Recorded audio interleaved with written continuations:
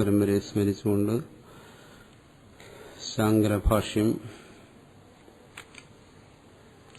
രണ്ടാം അധ്യായം. ഇവിടെ കഴിഞ്ഞ ഭാഗങ്ങളിൽ നമ്മൾ ചർച്ച ചെയ്തത് ഭഗവാൻ അർജുനോട് പറഞ്ഞത് ഭീഷ്മദ്രോണാദികൾ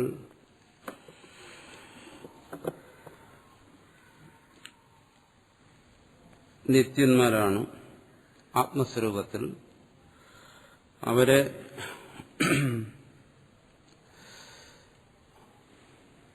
അങ്ങനെ മുക്തന്മാരായി അവർ ആത്മസ്വരൂപത്തിൽ നിത്യ മുക്തന്മാരാണ്. അവരെക്കുറിച്ച്, അവരുടെ നാശത്തെക്കുറിച്ച്, മരണത്തെക്കുറിച്ച് ദുഃഖിക്കേണ്ട കാര്യമില്ല എന്നാണ്.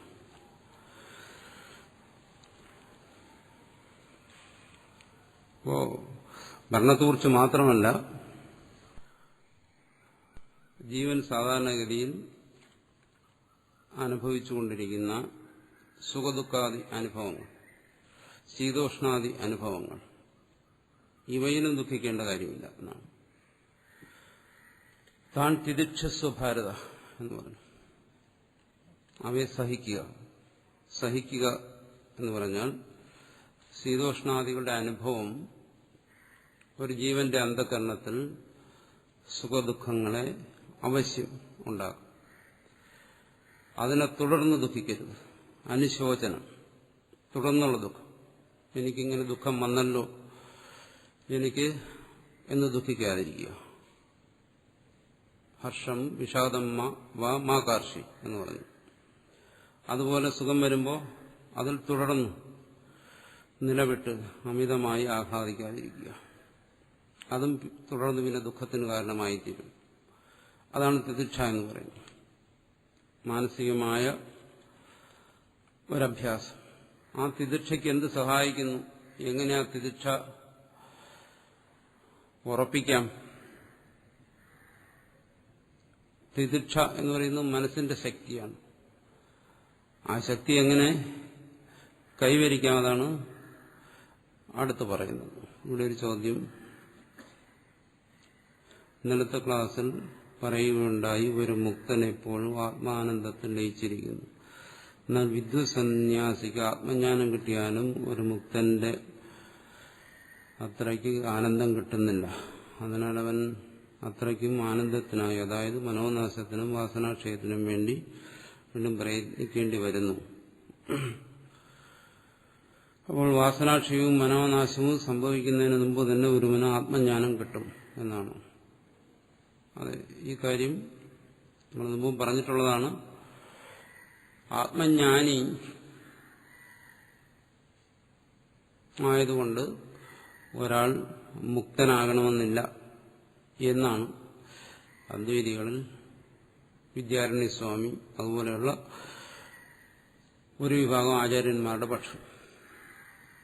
ആത്മജ്ഞാനി ആയിക്കഴിഞ്ഞാൽ മുക്തനായി, പിന്നെ ആത്മജ്ഞാനി ആയതിനു ശേഷം പിന്നെ മുക്തനാകാൻ വേണ്ടി പ്രത്യേകിച്ച് പരിശ്രമമൊന്നും വേണ്ട എന്ന് കരുതുന്നവരുമുണ്ട്.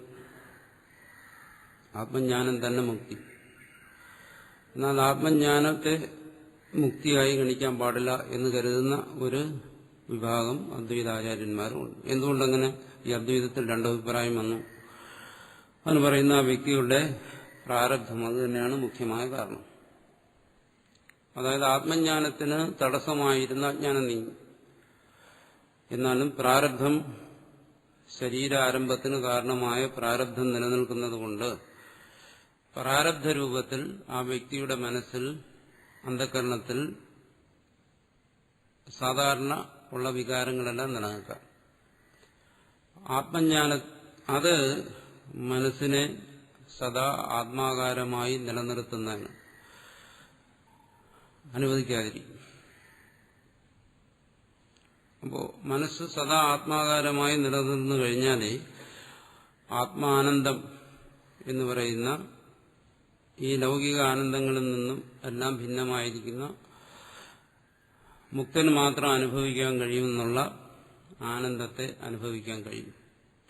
അതിന് പ്രാരബ്ധം തടസ്സമായി നിൽക്കും. അപ്പോ ആത്മജ്ഞാനി വ്യവഹാരങ്ങളിൽ ഏർപ്പെടുന്നു, ബഹുമുഖമായ വ്യവഹാരങ്ങളിൽ ഏർപ്പെടുന്നു. അങ്ങനെ വ്യവഹാരങ്ങളിൽ ഏർപ്പെടണമെങ്കിൽ ആത്മജ്ഞാനിയുടെ മനസ്സ് അതിന് ഉള്ള സംസ്കാരത്തോടുകൂടി അതിന് സന്നദ്ധമായിരിക്കണം.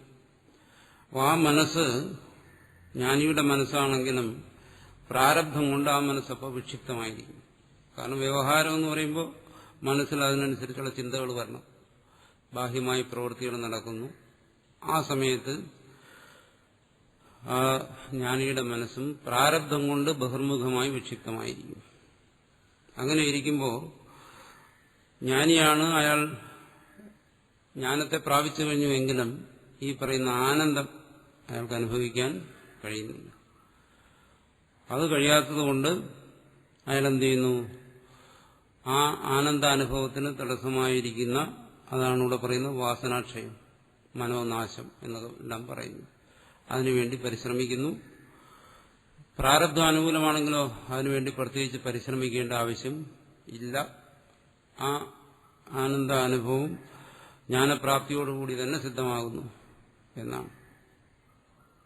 അപ്പോൾ ആ അഭ്യാസത്തിന്റെ പരിഭാഗത്തെ കാണിക്കുന്നതിന് വേണ്ടിയിട്ടാണ് വാസിഷ്ഠത്തിനും മറ്റും ബ്രഹ്മവിദ്, ബ്രഹ്മവിദ് വരൻ, ബ്രഹ്മവിദ് വരീയാൻ, ബ്രഹ്മവിദ് വരിഷ്ഠൻ, ഇങ്ങനെ ആത്മജ്ഞാനികൾക്ക് പല തലങ്ങൾ നിർദ്ദേശിച്ചിരിക്കുന്നു. അത് ഇവിടെ തന്നെ, ഇവിടെ ഭാഷ്യത്തിലത് പറയുന്നില്ലെങ്കിലും അക്കാര്യം വിശദമായിട്ട് ഇവിടെ മധുസൂദന സരസ്വതിയുടെ വ്യാഖ്യാനത്തിൽ പറയും. ആ ഭാഗത്ത് വരും നമ്മളത് ചർച്ച ചെയ്യും.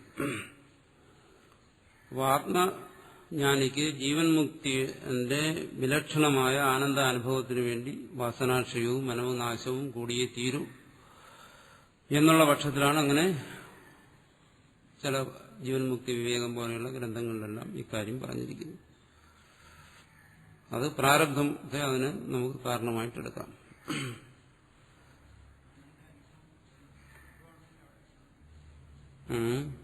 അങ്ങനെ അനുഭവം, അതായത് ജീവൻ ജ്ഞാനിയുടെ അനുഭവത്തെക്കുറിച്ച് പറയുന്നത് എന്താണ്? അഹം ബ്രഹ്മ. അഹം ബ്രഹ്മ എന്ന് പറയുന്ന ഈ അനുഭവം പോലും ഒരു ഭാനമാണ്. അപ്പോൾ അതും ത്രിപുടിയാണ്.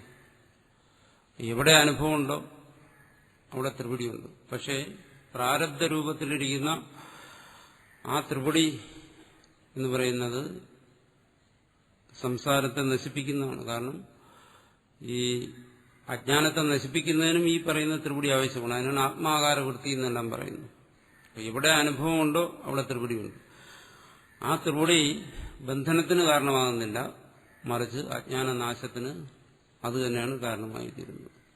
കാരണം അതിന് പറയുന്നത് മുള്ളിനെ മുള്ളുകൊണ്ടെടുക്കണമെന്ന്. അപ്പൊ ത്രിപുടിയെ നശിപ്പിക്കുന്നതും ത്രിപുടി തന്നെ. ആത്മാവെന്താണ്? അത് സദാ നിത്യമുക്തമായിരിക്കുന്നു. അവിടെ ഒന്നും സംഭവിക്കുന്നില്ല. മറ്റു കാര്യങ്ങളെല്ലാം സംഭവിക്കുന്ന ഇവിടെ അന്ധകരണത്തിൽ. അതുകൊണ്ട് അവിടെ ത്രിപുടിയുണ്ട്. ആ ത്രിപുടി ദോഷമല്ല, മറിച്ച് അത് ഗുണം ചെയ്യുന്നതാണ്. അതുകൊണ്ട് അഹം ബ്രഹ്മ എന്നുള്ള അതിനെയും ഭാനമായിട്ടാണ് പറഞ്ഞിരിക്കുന്നത്. അതും ത്രിപുടി തന്നെയാണ്. പക്ഷേ സാധാരണ ഉണ്ടായിക്കൊണ്ടിരിക്കുന്ന ത്രിപുടികളിൽ നിന്നെല്ലാം അത് വിലക്ഷണമാണ്. അതിന് പറയുന്നത് എന്താണത്? ചരമ വൃത്തി. അത് നമ്മുടെ ഈ വൃത്തിപ്രവാഹത്തിൽ ഏറ്റവും ഒടുവിലുണ്ടാകുന്നതാണ് എന്ന് പറയും. മറ്റ് സർവത്തെയും നശിപ്പിക്കുന്നതായ ഒടുവിലുണ്ടാകുന്ന ഒന്നാണ്.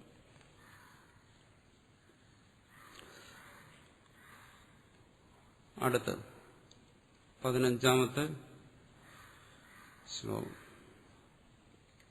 അതുകൊണ്ട് ഈ കാര്യങ്ങൾ നമ്മൾ തുടർന്നു വരുന്ന ഭാഗങ്ങളിൽ ചർച്ച ചെയ്യുന്നതാണ്. അവിടെ ഇത് കൂടുതൽ വ്യക്തമാണ്. യം ഹി നമ്യഥയന്ത്യേതേ പുരുഷം പുരുഷർഷഭ സമ ദുഃഖസുഖം ധീരം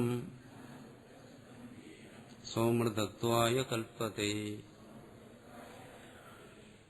ശീതോഷ്ണാദീൻ പ്രസഹതഃ തവ കിം സ്യാം. ശീതോഷ്ണാദീൻ, ശീതോഷ്ണാദികളെ പ്രസഹതഃ സഹത, വളരെ കാര്യമായി സഹിക്കുന്ന, തവ നിനക്ക്, കിം സ്യാദ് എന്ത് സംഭവിക്കും, എന്താണ് ഇനി ഭാവിയിൽ ഉണ്ടാകാൻ പോകുന്നു. ശീതോഷ്ണാദികളെന്നാല് അതിന്റെ സഹനം അതിന്റെ പൂർണ്ണതയിലെത്തുമ്പോൾ അതാണ് പ്രസഹത എന്ന് പറയുന്നത്. ശരിയായിട്ടങ്ങ് സഹിച്ചു കഴിഞ്ഞാൽ പിന്നെന്ത് സംഭവിക്കും? ഇത് ശൃണു, അതിന് മറുപടിയാണിടത്ത് ഭഗവാൻ പറയുന്നത് യം ഹീതി. ഭാഷ്യകാരൻ അതിനെ വ്യാഖ്യാനിക്കുന്നു, യം ഹി പുരുഷം, യാതൊരു പുരുഷനെയാണോ സമ ദുഃഖസുഖം, സമേ ദുഃഖസുഖേ യസ്യ തം സമ ദുഃഖസുഖം. അത് വ്യാഖ്യാനിക്കുന്നു,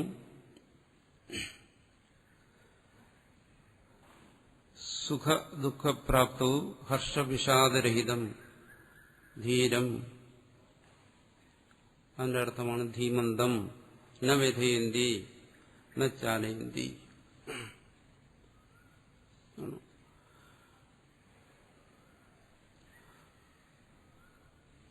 സമേ ദുഃഖസുഖേ യസ്യ തം സമ ദുഃഖസുഖം. ആർക്കാണോ ദുഃഖവും സുഖവും ഒരുപോലെ ആയിരിക്കുന്നു, ദുഃഖവും സുഖവും ഒരുപോലെ ആയിരിക്കുക എന്ന് പറഞ്ഞാൽ എന്താണോ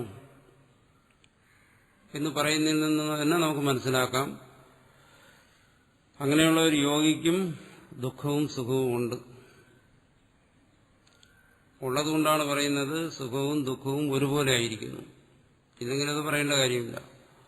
അതായത് സുഖത്തിന്റെയും ദുഃഖത്തിന്റെയും പ്രാപ്തിയല്ല നിഷേധിക്കുന്നത്, സുഖത്തിന്റെയും ദുഃഖത്തിന്റെയും അന്ധകരണത്തിൽ ഉള്ള നിലനിൽപ്പിനെ നിഷേധിക്കുകയല്ല. അപ്പോൾ യോഗിയാണ്, അതുകൊണ്ട് അയാളുടെ അന്ധകരണത്തിൽ സുഖവും ദുഃഖവും ഉണ്ടാകില്ലെന്നല്ല പറയുന്നത്, ആ സുഖവും ദുഃഖവും ഉണ്ടാകും അവശ്യം. അതാണ് അടുത്ത് പറയുന്നത് സുഖദുഃഖപ്രാപ്തവും. വ്യക്തമായി പറയുകയാണ്, സുഖവും ദുഃഖവും പ്രാപ്തമാകുന്നു. എവിടെ? അന്ധകരണത്തിൽ. അപ്പോൾ ഒരു യോഗിയുടെ അന്ധകരണത്തിലും സുഖവും ദുഃഖവും പ്രാപ്തമാകും. അങ്ങനെ വരുമ്പോൾ എന്താണ് യോഗിയുടെ പ്രത്യേകത? ഹർഷവിഷാദരഹിതം, സുഖത്തിൽ തുടർന്ന് സുഖിക്കുന്നില്ല, ദുഃഖത്തെ തുടർന്ന് ദുഃഖിക്കുന്നില്ല. തന്റെ ശരീരപ്രാരബ്ധം കൊണ്ട് വന്നു ചേരുന്നതിനെ മനസ്സുകൊണ്ട് തുടർന്ന് സൃഷ്ടിക്കുന്നില്ല. അതാണ് അതിന്റെ വ്യത്യാസം. അവശ്യം വന്നു ചേരേണ്ടത് വന്നു ചേർന്ന് തന്നെ തീരണം.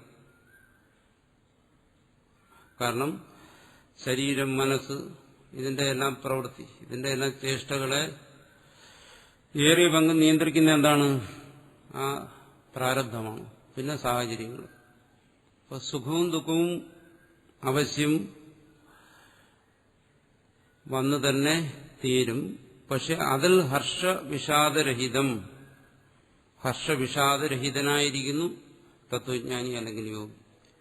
ഇതാണ് ഒരു ലൗകികമായ മനസ്സും ജ്ഞാനിയുടെ മനസ്സും തമ്മിലുള്ള വ്യത്യാസം.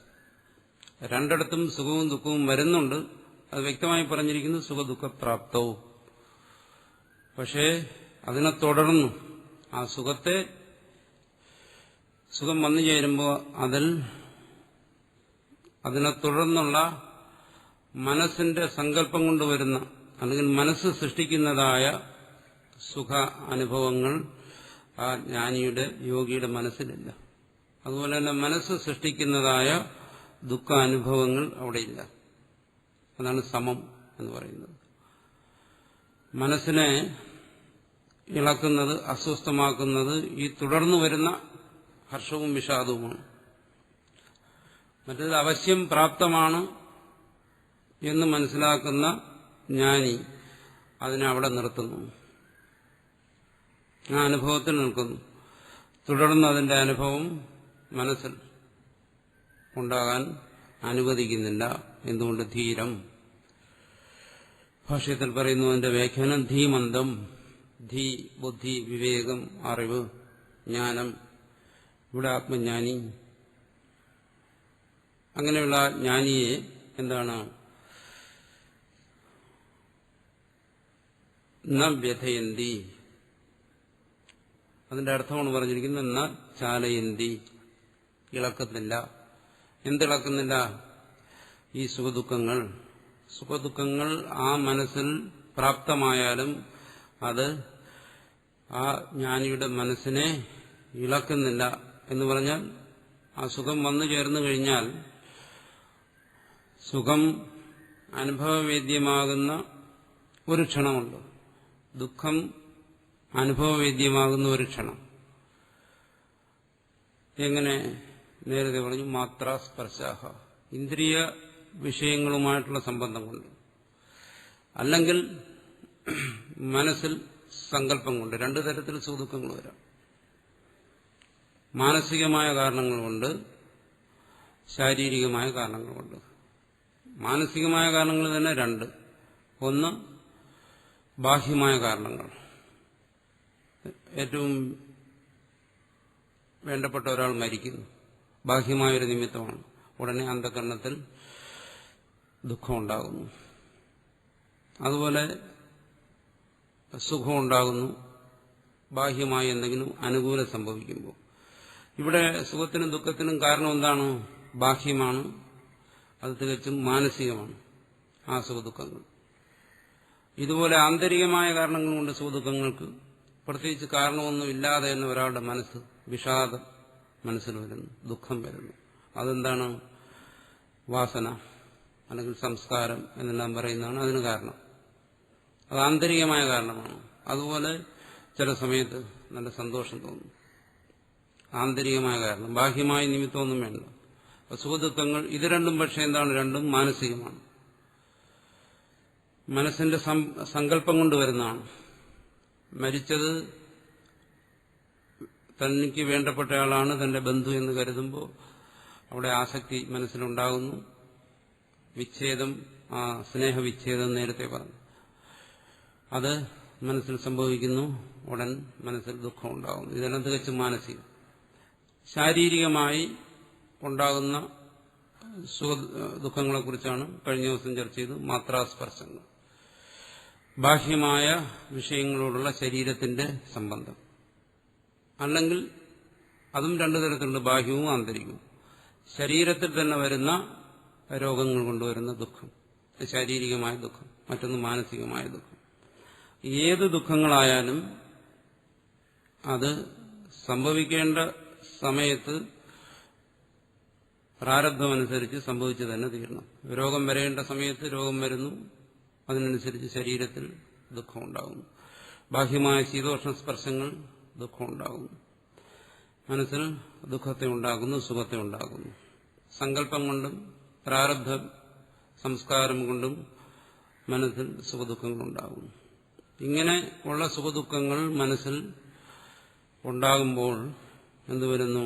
അത് മനസ്സിനെ ഇളക്കുന്നില്ല, ചാലയന്തി, വിക്ഷേപത്തെ ഉണ്ടാക്കുന്നില്ല. എങ്ങനെ? ഒന്ന്, മനസ്സിൽ തുടർന്ന് സുഖദുഃഖങ്ങളെ സൃഷ്ടിക്കുന്നില്ല. എങ്ങനെ സൃഷ്ടിക്കുന്നില്ല? ഇത് അനുഭവപ്പെടുന്ന ആർക്കാണ്? ജീവന്.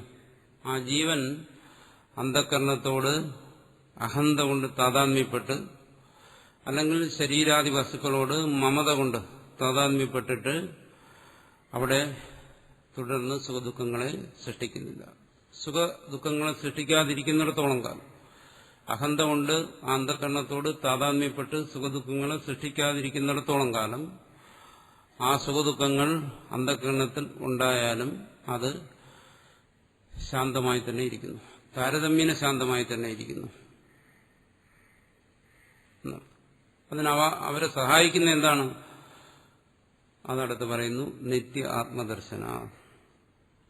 നിത്യ ആത്മദർശനത്തിൽ, ആത്മജ്ഞാനത്തിൽ ഇരിക്കുന്നു. അതുകൊണ്ടാണ് അവർക്ക് അഹന്ത കൊണ്ട് ഇതിനോട് താതാത്മ്യപ്പെടാതിരിക്കാൻ കഴിയുന്നത്. ശരീരത്തിനും മനസ്സിനും സംഭവിക്കുന്ന ഈ വികാരങ്ങളോട് താതാത്മ്യപ്പെടാതെ, അഹന്തയിലൂടെ താതാത്മ്യപ്പെടാതിരിക്കാൻ അവർക്ക് കഴിയുന്നുണ്ട്. തത്വജ്ഞാനിക്ക് എന്തുകൊണ്ട്? നിത്യാത്മദർശന, നിത്യ ആത്മദർശനം, സദാ ആത്മദർശനത്തിലിരിക്കുന്നുണ്ട്. അത് തന്നെ വിശദീകരിക്കുന്നു. ഏതേ യഥോക്താഹ ശീതോഷ്ണാദയ ഈ പറയുന്ന ശീതോഷ്ണാദികൾ. സ നിത്യ ആത്മസ്വരൂപ ദർശന നിഷ്ഠോ ദ്വന്ദ്വസഹിഷ്ണു. ഇവിടെ നിത്യാത്മ ദർശനനിഷ്ഠൻ ദ്വന്ദ്വസഹിഷ്ണു എന്ന് പറയുമ്പോൾ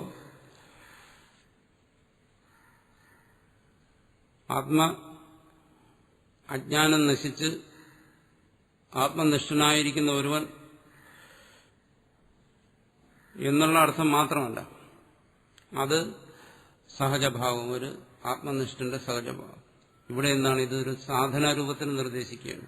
അതാണ് പറഞ്ഞിരിക്കുന്നത് ദ്വന്ദ്വസഹിഷ്ണു, ദ്വന്ദ്വത്തെ സഹിക്കുന്നവൻ, ദ്വന്ദ്വസഹനം ശീലമായിട്ടുള്ളവൻ എന്നാണ് ദ്വന്ദ്വസഹിഷ്ണു എന്ന് പറയുന്നതിന്റെ അർത്ഥം. എന്ന് വെച്ചാൽ ദ്വന്ദ്വസഹനത്തെ അഭ്യസിക്കുന്നവൻ. അങ്ങനെ ദ്വന്ദ്വസഹനത്തെ ഒരു സാധനയായി സ്വീകരിച്ചിരിക്കുന്നവരെ കുറിച്ചുകൂടി പറയുന്നു. അവരും എന്ത് ചെയ്യുന്നു? നിത്യ ആത്മസ്വരൂപ ദർശന നിഷ്ഠനായിരിക്കുന്നു. നിഷ്ഠ എന്ന് വെച്ചാൽ നിശ്ചയാത്മികയായ ബുദ്ധി, അതാണ് നിഷ്ഠ. നിത്യ ആത്മസ്വരൂപം നേരത്തെ പറഞ്ഞല്ലോ, ശരീര ഭീഷ്മദ്രോണാദി ശരീരം നശിക്കുന്നു, പക്ഷെ ആത്മാവ് നിലനിൽക്കുന്നു.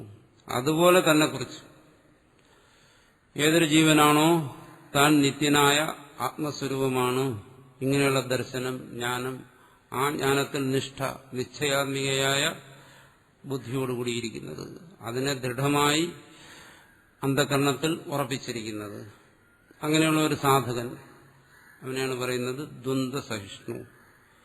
ദ്വന്ദ്വസഹനം ശീലമാക്കിയിരിക്കുന്നവൻ, അഭ്യസിക്കുന്നവൻ. അവനെന്തു വരുന്നു? അവന് അമൃതത്വായ, അമൃതഭാവായ, മോക്ഷായ കൽപ്പതേ സമർത്ഥോ ഭവതി. അമൃതത്വായ കൽപ്പതേ, അവൻ അമൃതത്വത്തിന്, അമൃതഭാവത്തിന്, മോക്ഷത്തിന് അവൻ സമർത്ഥനായിത്തീരുന്നു, യോഗ്യനായിത്തീരുന്നു എന്നർത്ഥം. അപ്പൊ ദ്വന്ദ്വസഹനം ഒരു സാധകനെ മോക്ഷത്തിലേക്ക് എങ്ങനെ സഹായിക്കുന്നു? മോക്ഷം ഇതുമായിട്ടുള്ള ബന്ധമെന്താ?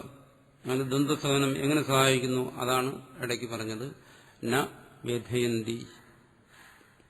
അതായത് ഒരു സാധകന്റെ മനസ്സ് എങ്ങനെയാണോ ഒരു സിദ്ധന്റെ മനസ്സിലിരിക്കുന്നത്, ഒരു സിദ്ധന്റെ മനസ്സെങ്ങനെയാണോ നിശ്ചലമായിരിക്കുന്നത് ദ്വന്ദ്വങ്ങളിൽ, അതുപോലെ നിശ്ചലമായിരിക്കുന്നതിനുള്ള ഒരഭ്യാസം ഒരു സാധകന്റെ മനസ്സിനും ആവശ്യമാണ്. അതായത് ഒരു സാധകന്റെ മനസ്സ് സാധന അനുഷ്ഠിച്ചുകൊണ്ടിരിക്കുന്ന സമയത്ത് ആ മനസ്സ് എങ്ങനെയാകാം, അത് കഴിഞ്ഞ് അവസാനം ജ്ഞാനപ്രാപ്തിക്ക് ശേഷം ആ മനസ്സ് ശാന്തമായ മതി എന്നല്ല ഇവിടെ പറയുന്നു. സ്ഥിതപ്രജ്ഞ ലക്ഷണത്തിൽ ഈ കാര്യം വീണ്ടും ആവർത്തിച്ച് പറയും. ഒരു സ്ഥിതപ്രജ്ഞന്റെ മനസ്സെങ്ങനെയാണോ അത്തരത്തിൽ സ്വന്തം മനസ്സിനെ ഒരു സാധകൻ പരിശീലിപ്പിക്കും. എന്നുവെച്ചാൽ അവിടെ ചലനങ്ങൾ ഉണ്ടാകാൻ പാടില്ല. വ്യത്യാസം ഇത്രയേ ഉള്ളൂ. ഒരു സ്ഥിതപ്രജ്ഞനെ സംബന്ധിച്ചിടത്തോളം അവിടെ അഭ്യാസത്തിന്റെ ആവശ്യമില്ല. ഒരു സാധകനാണെങ്കിലോ അതിന് അഭ്യാസത്തിലൂടെ നിലനിർത്താൻ ശ്രമിക്കുന്നു. ആ ശ്രമിക്കുമ്പോൾ പരാജയം ഉണ്ടാകാം, വിട്ടുപോകാം, എന്നാലും ശ്രമം തുടരുന്നു. അപ്പം മനസ്സിന്റെ അത്തരത്തിലുള്ള ഒരു നിശ്ചലാവസ്ഥ, ഈ സുഖദുഃഖങ്ങൾ കൊണ്ട് മനസ്സിനെ ഇളകാതിരിക്കുന്ന, അല്ലെങ്കിൽ സുഖദുഃഖങ്ങൾ മനസ്സിനെ ഇളക്കാതിരിക്കുന്ന ഒരു നിശ്ചലാവസ്ഥ മനസ്സിന്റെ, ആ നിശ്ചലാവസ്ഥ ആണ് മനസ്സിന്റെ ഏകാഗ്രതയ്ക്ക് സഹായിക്കുന്നത്, അല്ലെങ്കിൽ മനസ്സിന്റെ ഏകാഗ്രതയെ വളർത്തുന്നത്. അത് സ്പഷ്ടമാണ്. മനസ്സ് ഇളകിയിരുന്നാൽ, മനസ്സ് കലങ്ങിയിരുന്നാൽ, എന്തു കാരണം കൊണ്ടായിക്കൊള്ളട്ടെ, ശീതമോ ഉഷ്ണമോ സുഖമോ ദുഃഖമോ രാഗമോ ദ്വേഷമോ എന്തായാലും ശരി, മനസ്സ് കലങ്ങിയിരുന്നാൽ, അല്ലെങ്കിൽ വിഷയചിന്ത കൊണ്ടോ വ്യവഹാര ബാഹുല്യം കൊണ്ടോ മറ്റൊരുപാട് കാര്യങ്ങളിൽ ഇടപെട്ട് മനസ്സ് നാനാ വിഷയങ്ങളെക്കുറിച്ച് ചിന്തിക്കുന്നതുകൊണ്ടോ ഏതു തരത്തിലായാലും ശരി, മനസ്സ് അതിനെ വിക്ഷിപ്തം എന്ന് പറയും. മനസ്സ് വിക്ഷിപ്തമായിരുന്നാൽ ആ മനസ്സിൽ ഒരിക്കലും ആത്മചിന്തനം സാധ്യമല്ല, അസാധ്യമാണ്. അപ്പൊ മനസ്സവിടെ ശാന്തമായിരിക്കണം. ന വ്യഥയന്തി ന ചാലയന്തി എന്ന് പറയുന്നതാണ്. അപ്പൊ മനസ്സ് ശാന്തമായിരിക്കുന്നതിന് ഒന്ന് ഈ സഹിഷ്ണുതയാണ്. ദ്വന്ദ്വങ്ങളെ സഹിക്കുക. ഇവിടെ സുഖദുഃഖം എന്ന് പറഞ്ഞു, എന്നിട്ടിപ്പോ ഇവിടെ ദ്വന്ദ്വം എന്ന് പറഞ്ഞു. അപ്പൊ സുഖദുഃഖത്തെ മാത്രം എടുക്കണ്ട, ഏതെല്ലാം വിപരീത അനുഭവങ്ങളുണ്ടോ, അതായത് മനസ്സിന് എപ്പോഴും മനസ്സിന്റെ രണ്ട് കോണുകളിലേക്ക് മനസ്സിനെ കൊണ്ടുപോയിക്കൊണ്ടിരിക്കുന്ന അതാണ് വിപരീത അനുഭവങ്ങൾ എന്ന് പറയുന്നത്. രണ്ടന്തങ്ങളിലേക്ക് സുഖം മനസ്സിനെ ഒരു ഭാഗത്തേക്ക് കൊണ്ടുപോകുന്നു, ദുഃഖം വേറൊരു ഭാഗത്തേക്ക് കൊണ്ടുപോകുന്നു. വിപരീത അനുഭവങ്ങൾ ഇതെല്ലാം ദ്വന്ദ്വങ്ങളാണ്. മാനം അപമാനം, സുഖം ദുഃഖം, ജയം പരാജയം, ലാഭം നഷ്ടം. ഇങ്ങനെ മനസ്സിനെ സദാസമയവും രണ്ട് തലങ്ങളിലേക്ക് കൊണ്ടുപോയിക്കൊണ്ടിരിക്കുന്ന ഈ അനുഭവങ്ങൾ, ഇത് സദാസമയവും അന്ധകരണത്തിൽ ഉണ്ടായിക്കൊണ്ടിരിക്കും. ഇനി ബാഹ്യമായ ഒരു നിമിത്തമില്ല എങ്കിൽ അവന്റെ സംസ്കാരം കൊണ്ട്, വാസന ഉണ്ടെങ്കിൽ ഇതുണ്ടായിക്കൊണ്ടിരിക്കും. അങ്ങനെ ഉണ്ടായിക്കൊണ്ടിരിക്കുമ്പോൾ എന്ത് ചെയ്യുന്നു? സാധാരണ ജീവന്മാർ തുടർന്ന് അതിനെക്കുറിച്ച് ചിന്തിക്കും. ദുഃഖത്തെക്കുറിച്ച് ചിന്തിച്ചാൽ ദുഃഖിയായിരിക്കും, സുഖത്തെക്കുറിച്ച് ചിന്തിച്ചാൽ സുഖമായിരിക്കും. രണ്ടവസ്ഥയിലും മനസ്സ് ശാന്തമല്ല. ഈ രണ്ട് കാര്യങ്ങളും, ഈ ദ്വന്ദ്വങ്ങൾ മനസ്സിൽ വർദ്ധിച്ചുകൊണ്ടിരുന്നാൽ മനസ്സിൽ അതനുസരിച്ചുള്ള ചിന്താ പ്രവാഹം നടന്നുകൊണ്ടിരിക്കും. മനസ്സ് ശാന്തമാകുന്നില്ല. അതിന് ശാന്തമെന്ന് പറയാൻ പറ്റത്തില്ല. അപ്പം മനസ്സിന്റെ ശാന്തി എന്ന് പറയുന്നത് എന്താണ്? മനസ്സിന്റെ ഈ വൃത്തിപ്രവാഹങ്ങൾ അടങ്ങുന്നതാണ്. അല്ലെങ്കിൽ മനസ്സ് ഏതെങ്കിലും ഒരു വൃത്തിയിൽ നിൽക്കുന്നതാണ് മനസ്സിന്റെ ശാന്തി. അതിന് ഒരു സാധകൻ എന്താണ് ആഗ്രഹിക്കുന്നത്? മനസ്സിനെ ഒരു വൃത്തിയിൽ നിർത്താൻ. എങ്ങനെ? അല്ലെങ്കിൽ ഒരേ തരത്തിലുള്ള വൃത്തിയിൽ, ഒന്നുകിൽ ഒരു വൃത്തിയിൽ അല്ലെങ്കിൽ ഒരേ തരത്തിലുള്ള വൃത്തിയിൽ നിർത്തുക. ആത്മതത്വത്തെക്കുറിച്ചുള്ള മനനം ചെയ്യുന്നു, അല്ലെങ്കിൽ ഈശ്വര ചിന്ത ചെയ്യുന്നു. അപ്പം മനസ്സെന്ത് ചെയ്യുന്നു? ഒരേ തരത്തിലുള്ള വൃത്തിയിൽ നിൽക്കുന്നു. അതായത് ഇപ്പം നമ്മൾ ആത്മമനനം ചെയ്യും, മനസ്സിലൂടെ പല വിഷയങ്ങൾ കടന്നു പോകുന്നു. പക്ഷെ പല വിഷയങ്ങൾ കടന്നു പോകുന്നുണ്ടെങ്കിലും അതെല്ലാം ഒരേ തരത്തിലുള്ളതാണ്, ആത്മസംബന്ധിയായിട്ടുള്ള വിഷയങ്ങളാണ്, ആത്മവിദ്യയെ സംബന്ധിക്കുന്നുള്ള മനോവൃത്തികളാണ്. ഇങ്ങനെ ഒരേ തരത്തിലുള്ള വൃത്തികൾ മനസ്സിൽ നിർത്തുന്നതിനാണ് ഒരു സാധകൻ ശ്രമിക്കുന്നത്. പക്ഷേ എന്തു ചെയ്യുന്നു? മനസ്സ് ബാഹ്യമായ നിമിത്തങ്ങളൊന്നുമില്ലെങ്കിൽ, വാസന കൊണ്ട് അല്ലെങ്കിൽ സംസ്കാരം കൊണ്ടെങ്കിലും മനസ്സ് ദ്വന്ദ്വാത്മകമായി പരിണമിക്കും. അത് മനസ്സിന്റെ ഒരു സ്വഭാവമാണ്. ഈ പറയുന്ന സുഖദുഃഖങ്ങളിലോ മാനാപമാനങ്ങളിലോ ഏതിലെങ്കിലും മനസ്സ് പരിണമിച്ചുകൊണ്ടിരിക്കും. അല്ലെങ്കിൽ ബഹിർമുഖമായി വിഷയചിന്ത ചെയ്തുകൊണ്ടിരിക്കും. ഈ സന്ദർഭങ്ങളെല്ലാം തന്നെ ഈ പറയുന്ന മനസ്സിന്റെ ആത്മചിന്തനത്തിന് ഇത് തടസ്സമായി നിൽക്കും, തടസ്സം സൃഷ്ടിക്കും. അപ്പോൾ മനസ്സിന്റെ ശാന്തി എന്ന് പറയുന്നത് ആത്മചിന്തനം ചെയ്യുമ്പോൾ മനസ്സ് ശാന്തമാകുന്നു. എന്തുകൊണ്ട്? അതായത് ഈ സമയം നമ്മൾ ഏകാഗ്രമായിട്ട് ഈ പറയുന്ന വിഷയങ്ങളിലാണ് ശ്രദ്ധിക്കുന്നതെങ്കിൽ നമ്മുടെ മനസ്സ് ശാന്തമായിരിക്കും. ഏകാഗ്രത ഉണ്ടെങ്കിൽ ഭൂതഭാവികളെക്കുറിച്ചുള്ള ചിന്തയില്ല, ഒരു വിഷയം മാത്രം മനസ്സിരിക്കുന്നു. അങ്ങനെ ഏകാകാരമായി മനസ്സ് പരിണമിക്കുന്നതുകൊണ്ട് മനസ്സിപ്പോ ശാന്തമായിരിക്കുന്നു. അവിടെ ദ്വന്ദ്വ പരിണാമങ്ങളില്ല. ഈ സമയത്ത് തന്നെ എന്തെങ്കിലും പ്രാരബ്ധ വിശേഷം കൊണ്ട് ഒരാളുടെ മനസ്സ് ഈ വിഷയത്തിൽ നിന്ന് വിട്ടുപോയി ഏതെങ്കിലും പൂർവാനുഭവങ്ങളെക്കുറിച്ചോ അല്ലെങ്കിൽ ഭാവിയെ കുറിച്ചുള്ള എന്തെങ്കിലും ഉത്കണ്ഠയിലോ മനസ്സ് നിൽക്കുകയാണെങ്കിൽ അവിടെ ദ്വന്ദ്വാനുഭവം വരും, മനസ്സ് അശാന്തമാകും. ഇപ്പൊ തന്നെ നമുക്ക് മനസ്സിലാകും. അപ്പോൾ ഒന്നുകിൽ ദുഃഖസ്മരണ അല്ലെങ്കിൽ ഭാവിയെക്കുറിച്ചുള്ള ആകാംക്ഷ, ഇതിൽ ഈ സമയത്ത് മനസ്സ് പോവുകയാണെങ്കിൽ മനസ്സ് ദ്വന്ദ്വാത്മകമാണ്. അങ്ങനെ ദ്വന്ദ്വാത്മകമായിരിക്കുന്ന മനസ്സ് അശാന്തമായിരിക്കും. ഇവിടെ പറയും അശാന്തസ്യ കുതസുഖം. അശാന്തനവിടെ സുഖമുണ്ടാകുന്നില്ല. അവന് ഈ സമയത്ത് ഉണ്ടാകേണ്ടതായ മനസ്സിന്റെ ഏകാകാര വൃത്തിപ്രവാഹം അതുണ്ടാകുന്നുണ്ട്. അതുണ്ടാകാത്തതുകൊണ്ട് എന്താണ്? അമൃതത്വമായ അവൻ അമൃതത്വത്തിന്, മോക്ഷത്തിന് യോഗ്യനായി ഭവിക്കുന്നില്ല. അതുകൊണ്ട് മനസ്സ് ശാന്തമായിരിക്കുക എന്ന് പറഞ്ഞാൽ മനസ്സ് ഒരേ വൃത്തിയിൽ നിൽക്കുക, ദ്വന്ദ്വാത്മകമാകാതിരിക്കുക. അപ്പോൾ ഒരുവന്റെ പ്രാരബ്ധം കൊണ്ട് അല്ലെങ്കിൽ സാഹചര്യങ്ങൾ കൊണ്ട് മനസ്സ് അവശ്യം ദ്വന്ദ്ഭാവത്തെ പ്രാപിക്കുമ്പോൾ അവിടെ ഈ പറയുന്ന സഹനം എന്നുള്ള ആയുധത്തെ ഉപയോഗിക്കുക. എന്നുവെച്ചാൽ അതിനെ വർദ്ധിക്കാൻ അനുവദിക്കാതിരിക്കുക. അതിന് മറ്റൊരു ഉപായം കൂടെ ഇവിടെ നിർദ്ദേശിച്ചു. വർദ്ധിക്കാൻ അനുവദിക്കാതിരിക്കുക എന്ന് പറഞ്ഞാൽ നിത്യാത്മദർശനം, ആത്മചിന്തനം ചെയ്യുക എന്നർത്ഥം. അതാണ് സത്സംഗത്തിന്റെ പ്രയോജനം. മുമ്പും ചർച്ച ചെയ്തിട്ടുള്ളതാണ്. സത്സംഗം, അതായത് ഒരു കാര്യം നമുക്ക് മനസ്സിലാക്കാം. മനസ്സിനെ സംബന്ധിച്ചിടത്തോളം അതിന് സാധാരണഗതിയിൽ നിശ്ചലമാകാൻ കഴിയത്തില്ല. അത് പരിണമിച്ചുകൊണ്ടേയിരിക്കും. അങ്ങനെ പരിണമിച്ചുകൊണ്ടിരിക്കുന്ന ആ മനസ്സ് നമ്മൾ കുറച്ച് സമയത്തേക്ക് ആ മനസ്സിനെ ശാന്തമാക്കുന്നു, ഏകാകാരമാക്കുന്നു. അതാണ് സത്സംഗം. നമ്മൾ 1 മണിക്കൂർ അല്ലെങ്കിൽ അരമണിക്കൂർ ഈ വിഷയത്തെക്കുറിച്ച് ചിന്തിക്കുന്നു, സ്വയം അല്ലെങ്കിൽ കൂട്ടായി. ആ സമയത്ത് മാത്രമേ മനസ്സിന് ഈ പറയുന്ന ഏകാകാരത, ശാന്തത കിട്ടുന്നുള്ളൂ. ഈ പറയുന്ന അചലഭാവം അത് കിട്ടുന്നുള്ളൂ.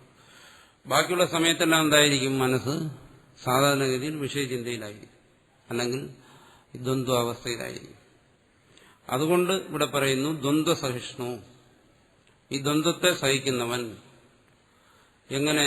നിത്യാത്മദർശനം, ആത്മചിന്തനം കൊണ്ട്, സത്സംഗം കൊണ്ട് അവൻ മോക്ഷത്തിന് യോഗ്യനായിത്തീരുന്നു.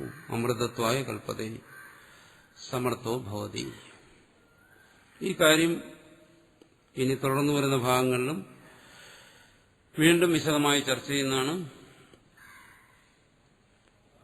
യം ഹി ന വ്യഥയന്ത്യേതേ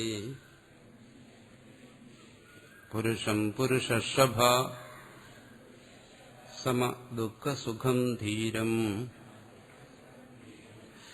സോമൃതത്വായ കൽപ്പതേ.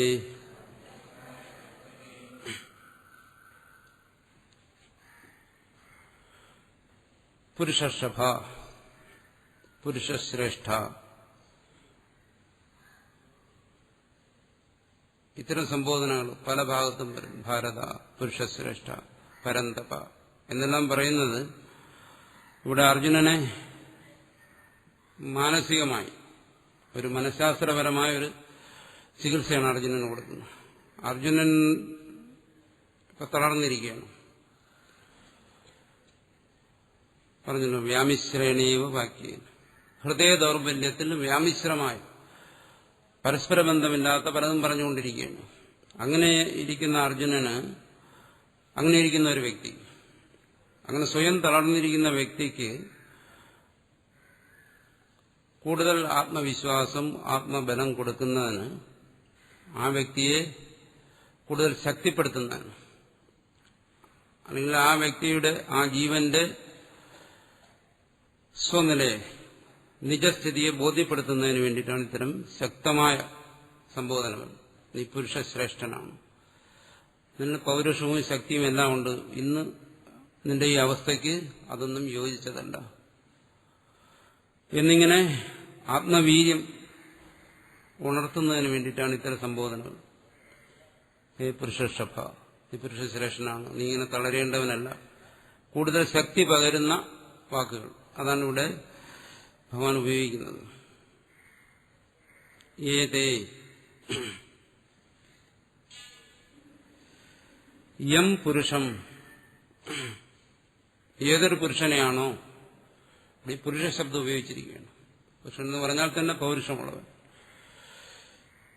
ശക്തിയും വീര്യവും തേജസ്സും എല്ലാം ഉള്ളവൻ. അതാണ് ഏതൊരുവനെയാണോ ഏതേ ന വ്യഥയന്തി, ഇതൊന്നും ഇളക്കാതിരിക്കുന്നത്, ചലിപ്പിക്കാതിരിക്കുന്നത്. ഇതെല്ലാം മനസ്സിൽ വന്നു കഴിഞ്ഞാലും ഇതൊന്നും ആ മനസ്സിനെ ഇളക്കാതിരിക്കുന്നത് ഏതൊരു ധീരനെയാണോ. എങ്ങനെയുള്ളവൻ? സമ ദുഃഖസുഖം, സുഖദുഃഖങ്ങളിൽ സമനായിരിക്കുന്നവൻ. ആ സമത്വത്തെയാണ് നമ്മൾ വിശദീകരിച്ചത്. തുടർന്ന് സുഖദുഃഖങ്ങളെ സൃഷ്ടിക്കാതിരിക്കുന്നവൻ മനസ്സുകൊണ്ട്. ധീരം, അതാവർത്തിച്ച് പറയും. വിവേകമുള്ളവൻ, ആത്മബോധമുള്ളവൻ. അതുകൊണ്ട് ആത്മബോധം അവന് സഹായിക്കുന്നുവെന്നും വരുന്നു. ഏതൊരുവനെയാണോ ഇതൊന്നും ഇളക്കാതിരിക്കുന്നത് സഹ അവൻ അമൃതത്വായ കൽപ്പതേ മോക്ഷത്തിന് യോഗ്യനായിത്തീരുന്നു. അവന് മോക്ഷമുണ്ട്. എന്നുവെച്ചാൽ മനസ്സ് ശാന്തമുള്ളവന് ആത്മവിദ്യ ഉണ്ടാകും, അവൻ മുക്തനായിത്തീരും എന്നാണ് എന്റെ താല്പര്യം. അപ്പൊ മനഃശാന്തിയാണ് ഒരു സാധകനെ സംബന്ധിച്ച് കൈവരിക്കേണ്ട മുഖ്യമായ ഉപായം എന്നാണ് ഈ ശ്ലോകത്തിൽ ബോധിപ്പിക്കുന്നത്. യം ഹി നം വ്യഥയന്ത്യേ പുരുഷം പുരുഷർഷഭ സമ ദുഃഖസുഖം ധീരം സ്വമൃതത്വായ കൽപ്പതേ. അടുത്ത ഭാഷ്യത്തിൽ ഇതശ്ച ശോകമോഹോ അകൃത്വാ ശീതോഷ്ണാദി സഹനം യുക്തം. ഇതശ്ച ഇനി പറയാൻ പോകുന്നതുകൊണ്ട്, ഞാൻ പറയാൻ പോകുന്ന കാര്യങ്ങളെ കൊണ്ടും ശോകമോഹോ അകൃത്വ ശോകമോഹങ്ങളെ സൃഷ്ടിക്കാതെ ശീതോഷ്ണാദി സഹനം യുക്തം ശീതോഷ്ണാദികളെ സഹിക്കുന്നതാണ് യോഗ്യം. ശീതോഷ്ണാദികളെ സഹിക്കണം ഈ പറഞ്ഞ രീതി. യസ്മാത് എന്തുകൊണ്ട് അതിനടുത്ത് പറയുന്നത് നാസതോ വിദ്യതേ ഭാവോ നാഭാവോ വിദ്യതേ സതഃ ഉഭയോരപി ദൃഷ്ടോന്തഃ ത്വനയോസ്തത്വദർശിഭിഃ ന അസതഃ അവിദ്യമാനസ്യ ശീതോഷ്ണാദേഃ സകാരണസ്യ ന വിദ്യതേ നാസ്തി ഭാവോ ഭവനം അസ്തിത. അവിദ്യമാനസ്യ ഇല്ലാത്തതായ എന്ന് വെച്ചാൽ കൽപ്പിതമായ എന്നർത്ഥം. അദ്വൈതത്തിൽ ഇല്ലാത്തതെന്ന് പറഞ്ഞാൽ അതിന്റെ അർത്ഥം കൽപ്പിതം. അസതഃ അസത്ത് എന്ന് പറഞ്ഞാൽ കൽപ്പിതമായിരിക്കുന്നു. ആര് കൽപ്പിച്ചു? ജീവൻ കൽപ്പിച്ചിരിക്കുന്നതായ. അതെങ്ങനെയാണ് നമ്മൾ വിശദീകരിക്കും? ശീതോഷ്ണാദേഹേ ശീതോഷ്ണാദികൾ സകാരണസ്യ അതിന്റെ കാരണങ്ങളോടുകൂടി ശീതവും ഉഷ്ണവും അതിന്റെ കാരണങ്ങളോടുകൂടി ന വിദ്യതേ നാസ്തി ഭാവോ അതിന് ഭാവം ഭവനം അസ്ഥിത അതിനില്ല എന്നാണ്. ശീതോഷ്ണാദികൾ കൽപ്പിതമായതുകൊണ്ട്, അതായത് ശീതോഷ്ണാദികളെ സഹിക്കുന്നതിന് ഒരുവൻ എങ്ങനെയാണ് മനസ്സിന് ദൃഢതയുണ്ടാകുന്നത്, അതിനു വേണ്ടിയിട്ട് പറയുകയാണ് ആ ശീതോഷ്ണാദികളെ കുറിച്ച് ഇങ്ങനെ ചിന്തിക്കണം. ചിന്തയാണ് ഇതിന് സഹായിക്കുന്നത്. മനസ്സിന്റെ ദാർഢ്യത്തിന് എപ്പോഴും സഹായിക്കുന്ന ചിന്തയാണ്, മനനം. എങ്ങനെ മനനം ചെയ്യണം? ഈ ശീതോഷ്ണാദികൾ കൽപ്പിതമാണ്, വാസ്തവത്തിൽ അവയ്ക്ക് അസ്തിത്വമില്ല. അതാണ് അടുത്ത് ഒന്നുകൂടി വിശദീകരിക്കുന്നു. നഹി ശീതോഷ്ണാദി സകാരണം പ്രമാണൈഹി നിരൂപ്യമാണം വസ്തുസദ്ഭവതി. ശീതോഷ്ണാദികൾ സകാരണം അതിന്റെ കാരണത്തോടുകൂടി ചിന്തിക്കണം. ശീതം എവിടെ നിന്ന് വരുന്നു? നമുക്ക് പറയാം ജലത്തിൽ ശീതമുണ്ട്. ഉഷ്ണം എവിടെ നിന്ന് വരുന്നു? നമുക്ക് പറയാം അഗ്നിയിൽ ഉഷ്ണമുണ്ട്. അപ്പൊ ശീതോഷ്ണാദി ഗുണങ്ങൾ അതിന്റെ കാരണങ്ങളോടുകൂടി, അതിന്റെ കാരണങ്ങളായിരിക്കുന്ന ദ്രവ്യങ്ങളോടുകൂടി. അല്ല, ജലത്തിൽ ശീതമുണ്ട്, പക്ഷെ ആ ശീതം നമ്മളെ ബാധിക്കുമ്പോൾ മാത്രമേ നമുക്ക് ദുഃഖം ഉണ്ടാകുന്നുള്ളൂ. അപ്പോൾ ശീതം എന്ന് പറയുന്ന ഗുണം അതിന് കാരണമായിരിക്കുന്ന ദ്രവ്യത്തിലിരിക്കുന്നു. അതുകൊണ്ട് മാത്രമേ നമുക്ക് ദുഃഖത്തെ ഉണ്ടാക്കുന്നില്ല, മറിച്ച് ആ ഗുണവും നമ്മുടെ ഇന്ദ്രിയങ്ങളും മനസ്സും ആയിട്ടുള്ള ബന്ധം വരണം. അപ്പൊ ശീതോഷ്ണാദി അനുഭവത്തിന് ശീതോഷ്ണാദി ഗുണങ്ങൾ മാത്രമല്ല കാരണം, നമ്മുടെ ഇന്ദ്രിയവും മനസ്സിതെല്ലാം കാരണമാണ്. അപ്പോ സകാരണം ശീതോഷ്ണാദികളെ അതിന്റെ കാരണത്തോടുകൂടി പ്രമാണൈഹി നിരൂപ്യമാണ്. പ്രമാണങ്ങളെ കൊണ്ട് ചിന്തിച്ചു നോക്കുമ്പോൾ എന്നർത്ഥം. അത് പ്രമാണങ്ങളെ കൊണ്ട് എങ്ങനെ ചിന്തിക്കുന്നത്? അതാണ് ഇനി ചിന്തിക്കാൻ പോകുന്നത്. വസ്തുസത് എന്ന ഭവതി, അത് വസ്തു സത്യമുള്ളതല്ല എന്നർത്ഥം. എന്തുകൊണ്ട്? വികാരോ ഹി സ, ഇതെല്ലാം വികാരങ്ങളാണ്, കാര്യങ്ങളാണ്, എവിടെ നിന്നോ പരിണമിച്ചു വന്നതാണ് ഇതെല്ലാം.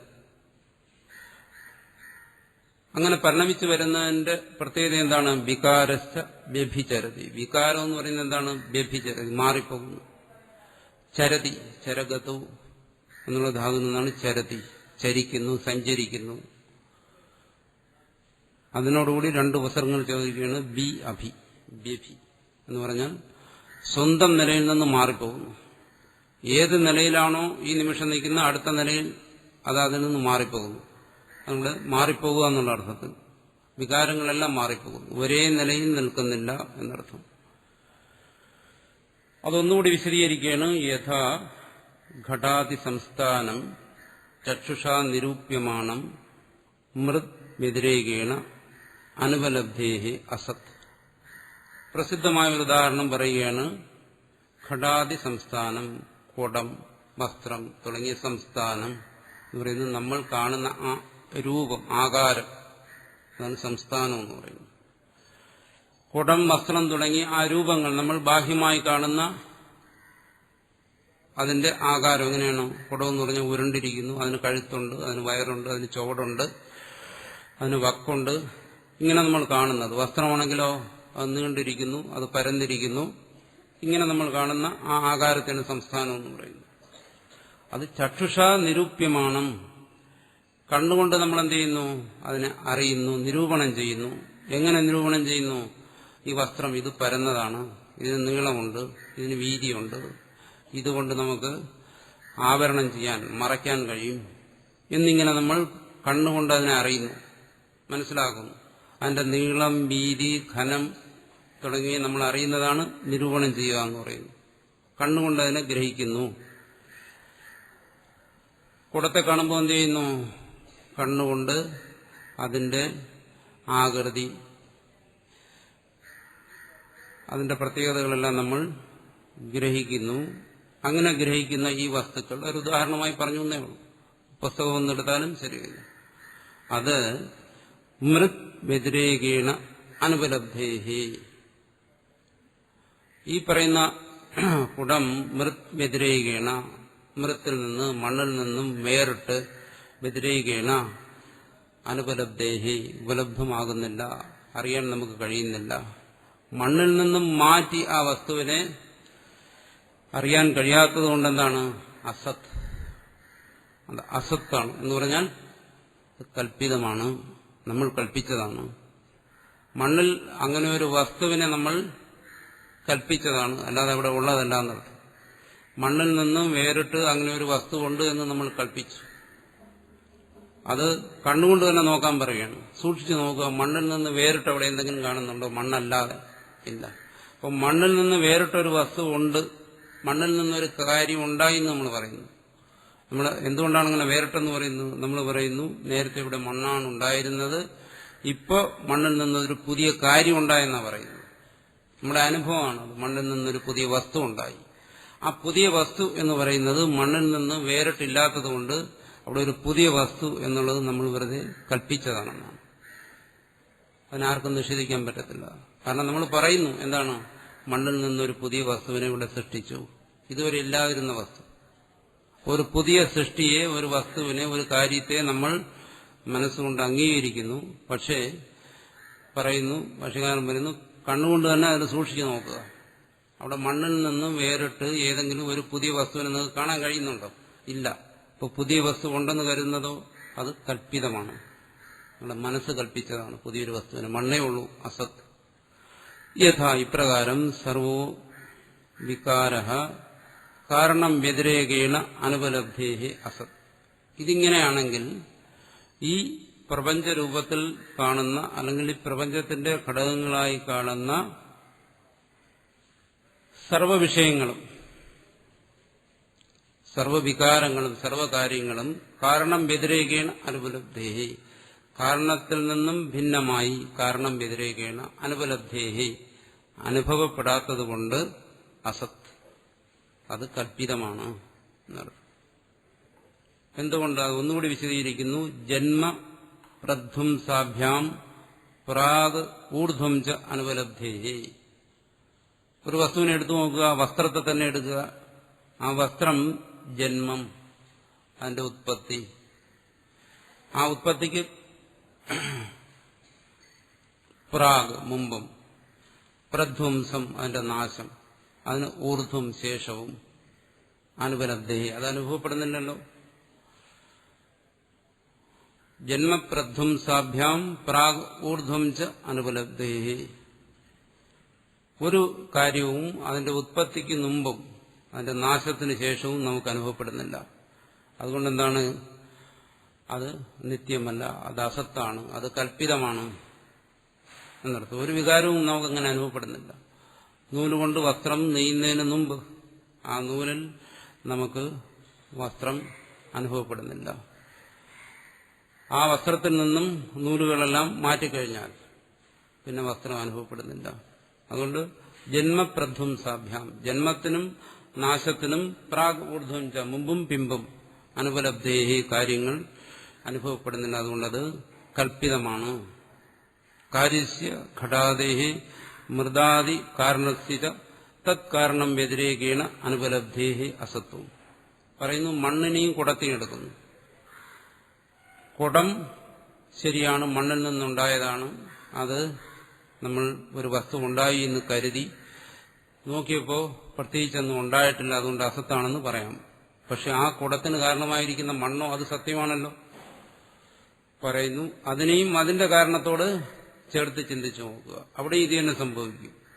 ഈ കാര്യകാരണ പരമ്പര പിന്നിലേക്ക് ചിന്തിച്ചു നോക്കണം. ആണ് പറയുന്നത്, കാര്യസ്യ ഘടാദേഹി, കാര്യമായിരിക്കുന്ന കുടവും മറ്റും, മൃദാദി കാരണസ്ഥിത, ഇനി അതിന് കാരണമായിരിക്കുന്ന മണ്ണ്, തത് കാരണം വ്യതിരേകണം, അതിന്റെ കാരണത്തെ, മണ്ണിന് കാരണമായിരിക്കുന്ന എന്തോ അതിനെക്കുറിച്ച് ചിന്തിക്കുന്നു. ആ കാരണത്തിൽ നിന്ന് മണ്ണ് വേറെയല്ല എന്നുവെച്ചാൽ മണ്ണ് എന്ന് പറയുന്നത് സ്ഥൂലമായൊരു വസ്തുവാണ്. അതിനെ നമ്മൾ അതിന്റെ അവയവങ്ങളായി വിഭജിച്ചു കഴിഞ്ഞാൽ അത് പരമാണു വരെ പോകും. ആ പരമാണുക്കൾ കൂടിച്ചേർന്ന് സ്ഥൂലഭാവത്തെ കൈക്കൊണ്ടതാണ് മണ്ണ്. അപ്പോൾ ഇവിടെ നിന്ന് അതിന്റെ അവയവങ്ങളിലേക്ക്, അതിന്റെ അംശങ്ങളിലേക്ക് അങ്ങനെ ചിന്തിച്ചു പോയാൽ ഈ സ്ഥൂലമായി കാണുന്ന ഓരോ കാര്യങ്ങളും അതിന്റെ കാരണത്തിൽ നിന്നും വേറെയല്ല, വേറിട്ട് അനുഭവപ്പെടുന്നില്ല. തത് കാരണം വ്യതിരേകേണ അനുപലബ്ധേഹി അസത്. എങ്ങനെയാണോ കുടം കൽപ്പിതമായത് അതുപോലെ മണ്ണും കൽപ്പിതമാണ്. ഇങ്ങനെ പിന്നിലേക്ക് കാര്യകാരണ പരമ്പര ഏതുവരെ ചെല്ലുന്നോ അതുവരെ ചിന്തിച്ചു കഴിഞ്ഞാൽ എന്താണ്? ഈ കാര്യകാരണ പരമ്പര മുഴുവൻ അസത്തായി പോകും, കൽപ്പിതമായി പോകും. അങ്ങനെ വന്നു കഴിഞ്ഞാൽ തത് അസത്വേച്ച സർവ അഭാവ പ്രസംഗയിരി. ഇങ്ങനെ ഈ കാര്യകാരണ പരമ്പരയെ മുഴുവൻ കൽപ്പിതമാണ് എന്ന് കരുതി കഴിഞ്ഞാൽ, അസത്താണ് എന്ന് കരുതി കഴിഞ്ഞാൽ ശൂന്യപ്രസക്തി വരും, സർവാഭാവം, ശൂന്യഭാവം വരും. ഇത് ചെയ്തെന്നാണെങ്കിലോ അതിനെ നിഷേധിക്കുന്നു. അത് വരത്തില്ല. ശൂന്യതയിലെത്തുന്നില്ല ബുദ്ധി. അറിവ് ശൂന്യതയിൽ ഒരിക്കലും എത്തത്തില്ല. എന്തുകൊണ്ട്? സർവത്ര ബുദ്ധിദ്വയ ഉപലബ്ധേഹി. സർവത്ര എന്ന് പറഞ്ഞാൽ സർവകാര്യകാരണഭാവങ്ങളിലും, വസ്ത്രത്തിലായാലും നൂലിലായാലും കുടത്തിലായാലും മണ്ണിലായാലും സർവത്ര ബുദ്ധിദ്വയ ഉപലബ്ധേഹി, രണ്ടു തരത്തിലുള്ള അറിവ് സദാസമയവും ഈ ജീവന്മാർക്കുണ്ടായിക്കൊണ്ടേയിരിക്കുന്നു. സദ്ബുദ്ധി അസദ്ബുദ്ധിരിതി. സദ്ബുദ്ധിയെന്നും അസദ്ബുദ്ധിയെന്നും, സദ്ബുദ്ധിയും അസദ്ബുദ്ധിയും. ഇത് ശ്രദ്ധിച്ച് മനസ്സിലാക്കേണ്ട ഒരു കാര്യമാണ്. സദാസമയവും ജീവന് രണ്ടു തരത്തിലുള്ള ബുദ്ധി ഉണ്ടായിക്കൊണ്ടേയിരിക്കുന്നു, സദ്ബുദ്ധിയും അസദ്ബുദ്ധിയും. യത് വിഷയ ബുദ്ധി ന വ്യഭിചരതി തത് സത്. ഏതൊരു വിഷയത്തെക്കുറിച്ചുള്ള ബുദ്ധിക്കാണോ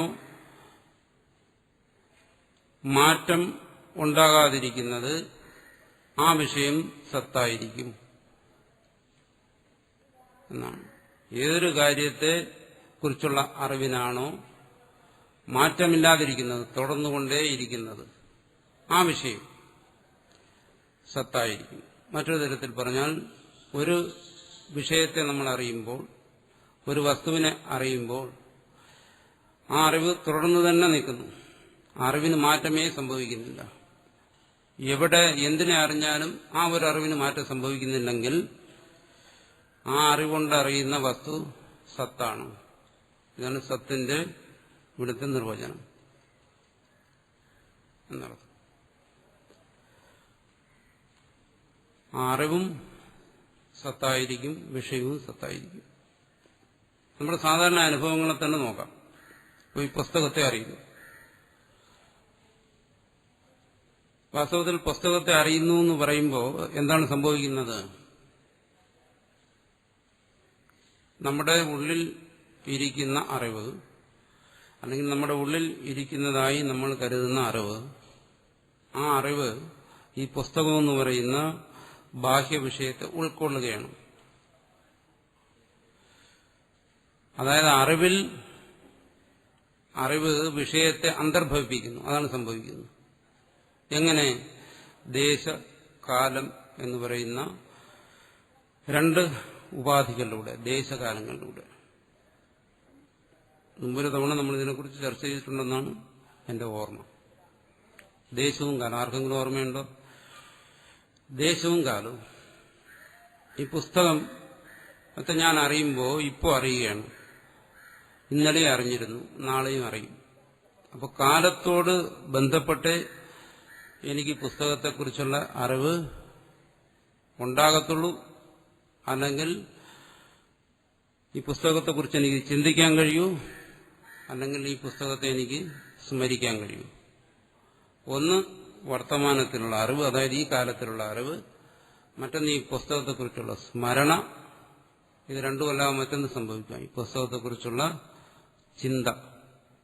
അപ്പോൾ ഈ മൂന്ന് കാര്യങ്ങൾ സംഭവിക്കുമ്പോൾ കാലം അതിനോട് ബന്ധപ്പെട്ടിരിക്കും. എങ്ങനെ? ഇന്ന്, ഇപ്പോൾ ഞാൻ അറിയുന്നു എന്നാണ്. പക്ഷേ കാലം എന്ന് പറയുന്നത് നമ്മുടെ അറിവിൽ അത് അന്തർഹിതമായിരിക്കുകയാണ്. അതായത് കാലത്തെ നമ്മൾ സദാ സ്മരിക്കണമെന്നില്ല. ഇപ്പൊ ഈ പുസ്തകത്തെ ഞാൻ കാണുമ്പോൾ ഇതാ ഈ കാലത്തിൽ ഞാൻ പുസ്തകത്തെ കാണുന്നു എന്ന് കാലത്തെ കൂടി നമ്മൾ പറയണമെന്നില്ല. പക്ഷെ അത് അന്തർഹിതമായിരിക്കും. കാലബോധം കൂടാതെ ഈ വിഷയത്തെക്കുറിച്ച് എനിക്ക് ബോധം ഉണ്ടാകാൻ സാധ്യതയില്ല.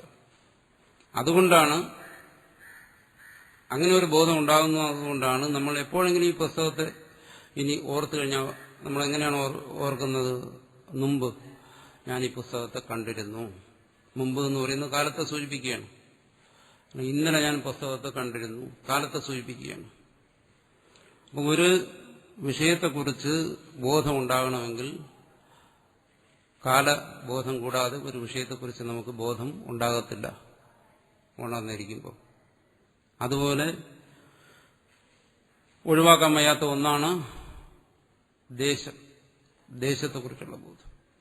ഈ പുസ്തകത്തെ അറിയുമ്പോൾ ഞാൻ എങ്ങനെ അറിയുന്നത്? ഇവിടെ എന്നറിയുന്നു. അതാണ് ദേശത്തെക്കുറിച്ചുള്ള ബോധം. ഇവിടെ എന്ന് പറഞ്ഞാൽ ഈ മേശപ്പുറത്തെന്നാകാം, അല്ലെങ്കിൽ ഈ വീടിനുള്ളിലെന്നാകാം, അല്ലെങ്കിൽ ഈ സ്ഥലത്തെന്നാവാം. ഞാൻ നാളെ ഡൽഹിയിൽ ഇരുന്നു കൊണ്ട് പറയണമെങ്കിൽ പറയും, ഞാൻ ആ പുസ്തകത്തെ ഇന്ന സ്ഥലത്ത്, വള്ളിക്കാവ് ദേശത്തെക്കുറിച്ച് പറയും, ഇന്ന സ്ഥലത്ത് ഞാൻ ആ പുസ്തകം കണ്ടു.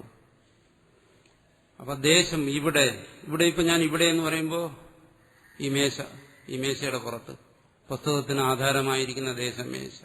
ഒന്നുകൂടി അത് വലുതായി കഴിഞ്ഞാൽ അത് ഈ കെട്ടിടമായി. കുറച്ചുകൂടി അതിന്റെ ആധാരത്തെക്കുറിച്ച് ചിന്തിച്ചാൽ അത് ഈ നാടായി, ദേശമായി. ഇന്ത്യക്ക് പുറത്തു പോയിരുന്നാൽ പുസ്തകത്തിന്റെ ആധാരം എന്താ? ഇന്ത്യയായി, ഈ രാജ്യം തന്നെയായി. ഞാൻ ഇന്ത്യയിൽ വെച്ച് ആ പുസ്തകത്തെ കണ്ടെന്ന് പറയും എന്ന് മുമ്പ്. അപ്പൊ ദേശം, കാലം, ഈ രണ്ടിന് അത് പരിമിതമാകാം അല്ലെങ്കിൽ അപരിമിതമാകാം. ഈ രണ്ടിനോട് കൂടി ചേർന്ന് മാത്രമേ ഒരു വിഷയത്തെക്കുറിച്ച് നമുക്കറിയാൻ പറ്റും. അങ്ങനെ ഒരു വിഷയത്തെ അറിയുമ്പോൾ ഈ അറിവെന്താണ് ചെയ്യുന്നത്? ഇത് ദേശകാലങ്ങൾ, അതിനെ ഉപമിക്കുന്നത് ഒരു വലയെ പോലെയാണ്. ദേശവും കാലവും കൊണ്ടൊരു വല നെയ്തിട്ട് നമ്മുടെ അന്ധകരണം അല്ലെങ്കിൽ അറിവ് ഒരു വിഷയത്തെ അതിൽ ഉൾക്കൊള്ളുകയാണ്. അതാണ് ഒരു വസ്തുവിനെ അറിയുന്നു എന്ന് പറയുന്നത്. ഒരു വല കൊണ്ട് ഒരു വസ്തുവിനെ നമ്മൾ പിടിച്ചെടുക്കുന്ന പോലെ, വല കൊണ്ട് മത്സ്യത്തെ പിടിക്കുന്ന പോലെ വിഷയത്തെ മനസ്സ് ഉൾക്കൊള്ളുന്ന എങ്ങനെ? ദേശകാലങ്ങളാകുന്നു. അതുകൊണ്ടൊരു വല നെയ്ത് അതുകൊണ്ട് മനസ്സ് ഇതിനെ ഉൾക്കൊള്ളുകയാണ് ഓരോ വിഷയത്തെയും. അത് ആ വിഷയം ഇവിടെ ഇപ്പോൾ എന്താണ്? വിഷയം പരിമിതമാണ്, പരിച്ഛിന്നമാണ്. പരിച്ഛിന്നമായിരിക്കുന്ന വിഷയത്തെ മനസ്സ് പരിച്ഛിന്നമായി ഉൾക്കൊള്ളുന്നു. ഈ വിഷയം വിപുലമാകുന്നതിനനുസരിച്ച് എന്തു വരുന്നു? മനസ്സിന് ഇതിനെ ഉൾക്കൊള്ളുന്നതിനുള്ള ശേഷി നഷ്ടപ്പെട്ടുകൊണ്ടിരിക്കും എന്നർത്ഥം. നമുക്ക് നമ്മൾ ഇരിക്കുന്ന ഈ സ്ഥലത്തെക്കുറിച്ച് ചിന്തിക്കാൻ കഴിയും. എന്നുവെച്ചാൽ നമ്മുടെ മനസ്സിനതിനെ ഉൾക്കൊള്ളാൻ കഴിയും. ഒരു വസ്തുവിനെ അറിയുക എന്ന് പറഞ്ഞാൽ നേരത്തെ ഞാൻ പറഞ്ഞു മനസ്സതിനെ ഉൾക്കൊള്ളുകയാണ്, മനസ്സതിനെ പൊതുകയാണ്. എന്നുവെച്ചാൽ മനസ്സ് ആ വിഷയത്തെ അന്തർഭവിപ്പിക്കുകയാണ്. മനസ്സ് ആ വിഷയത്തെ തന്റെ ഉള്ളിലേക്ക് സ്വീകരിക്കുകയാണ്. അതാണ് വിഷയത്തെ അറിയുന്നത്. പക്ഷേ ഈ വിഷയം അപരിമിതമായി കഴിഞ്ഞാൽ എനിക്ക് ഈ ദേശത്തെ അറിയാൻ പറ്റുന്നു, ഈ സ്ഥലത്തെ എനിക്കറിയാൻ പറ്റുന്നുണ്ട്, കണ്ണുകൊണ്ട് കാണാൻ പറ്റുന്നുണ്ട്, മനസ്സുകൊണ്ട് സങ്കല്പിക്കാൻ പറ്റുന്നുണ്ട്. പക്ഷേ ഈ സ്ഥലം ഒന്ന് വിപുലമായി കഴിഞ്ഞാലോ, ഒരു ജില്ലയായി കഴിഞ്ഞാൽ, സ്റ്റേറ്റ് ആയിക്കഴിഞ്ഞാൽ, രാജ്യമായി കഴിഞ്ഞാൽ, ഭൂഖണ്ഡമായാൽ, ഈ പൃഥ്വി മണ്ഡലമായാൽ പിന്നെ എന്റെ മനസ്സത് ഉൾക്കൊള്ളുന്നില്ല, മനസ്സിനതിനെ ഉൾക്കൊള്ളാൻ പറ്റുന്നില്ല. എന്നുവെച്ചാൽ ദേശകാലങ്ങളെ കൊണ്ട് മനസ്സിനെ അവിടെ ബന്ധിപ്പിക്കാൻ കഴിയുന്നില്ല ആ വസ്തുവിനോട്. ദേശം വിപുലമായി പോകുന്നു. ഇവിടെ എന്തുകൊണ്ടാണ്? ഈ മേശപ്പുറത്ത് ഈ പുസ്തകം ഇരിക്കുന്നതുകൊണ്ട് ഈ പുസ്തകം പരിച്ഛിന്നമാണ്, പരിമിതമാണ്. അതിന്റെ ആധാരമായിരിക്കുന്ന ദേശവും പരിമിതമാണ്. അതുകൊണ്ട് എനിക്കിതിനെ രണ്ടിനെ ഉൾക്കൊള്ളാൻ പറ്റുന്നുണ്ട്. ദേശവും കാലവും വ്യാപകമാകുന്നതിനനുസരിച്ച് അത് സൂക്ഷ്മമായി പോകും. മനസ്സിനതിനെ ഉൾക്കൊള്ളാൻ പറ്റത്തില്ല. അതായത് ഇപ്പോൾ ഈ സ്ഥലത്തെക്കുറിച്ച് ഞാൻ ചിന്തിക്കുകയാണെങ്കിൽ, മേശയെക്കുറിച്ച് ചിന്തിക്കുകയാണെങ്കിൽ, ഇതിന്റെ നാമം, ഇതിന്റെ രൂപം, ഇതിന്റെ ആകൃതി, ഇതെല്ലാം എന്റെ മനസ്സിൽ ഉൾക്കൊള്ളുന്നു.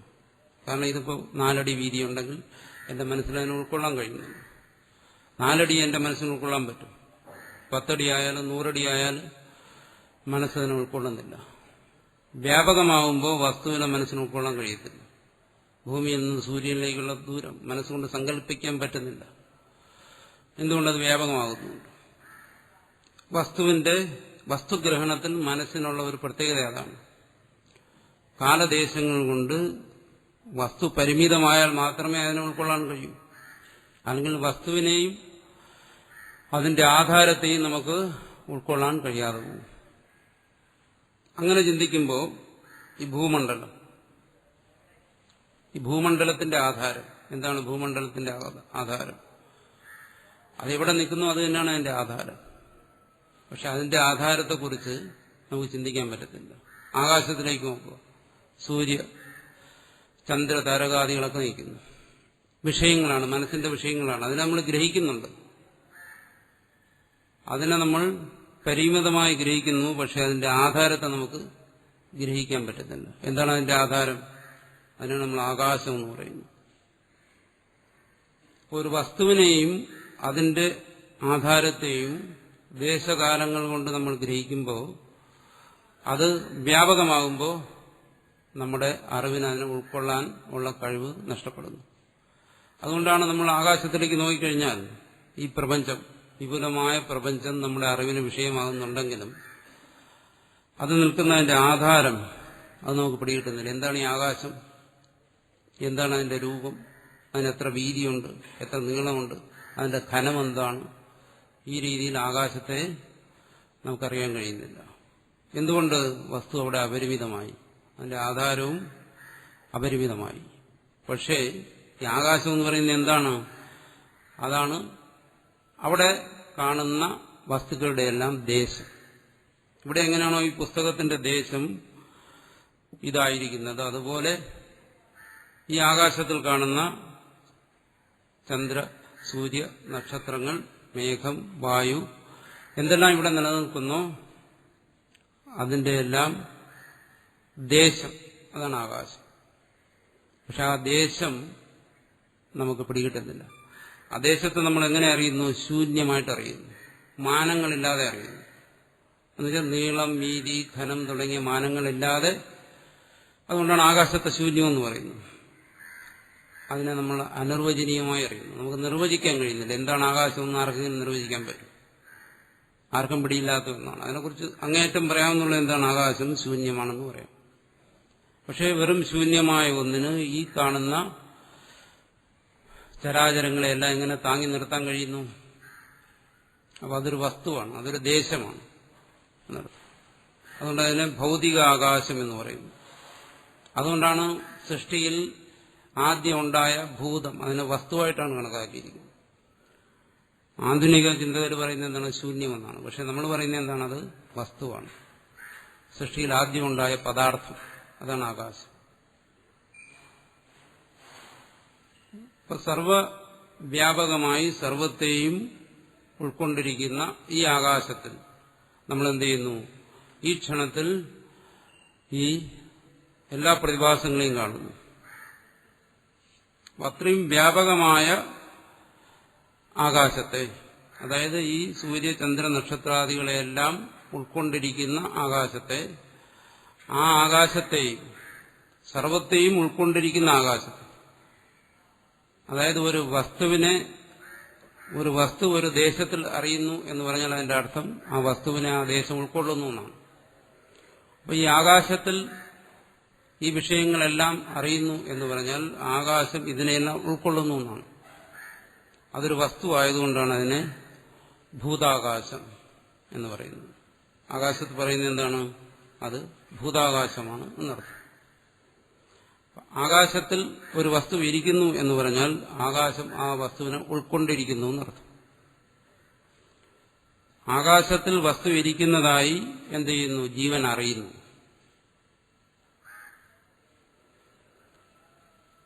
ജീവൻ അറിയുമ്പോൾ എന്താണ് സംഭവിക്കുന്നത്? ആ ജീവന്റെ അറിവ് അത് ആകാശത്തെക്കാൾ വ്യാപകമാകുന്നു. കാരണം അതാണ് ആദ്യം പറഞ്ഞൊരു ഒരു ദേശത്തിൽ ഒരു വസ്തുവിനെ ഗ്രഹിക്കണമെങ്കിൽ ആ ദേശം വസ്തുവിനേക്കാൾ വ്യാപകമായിരിക്കണം.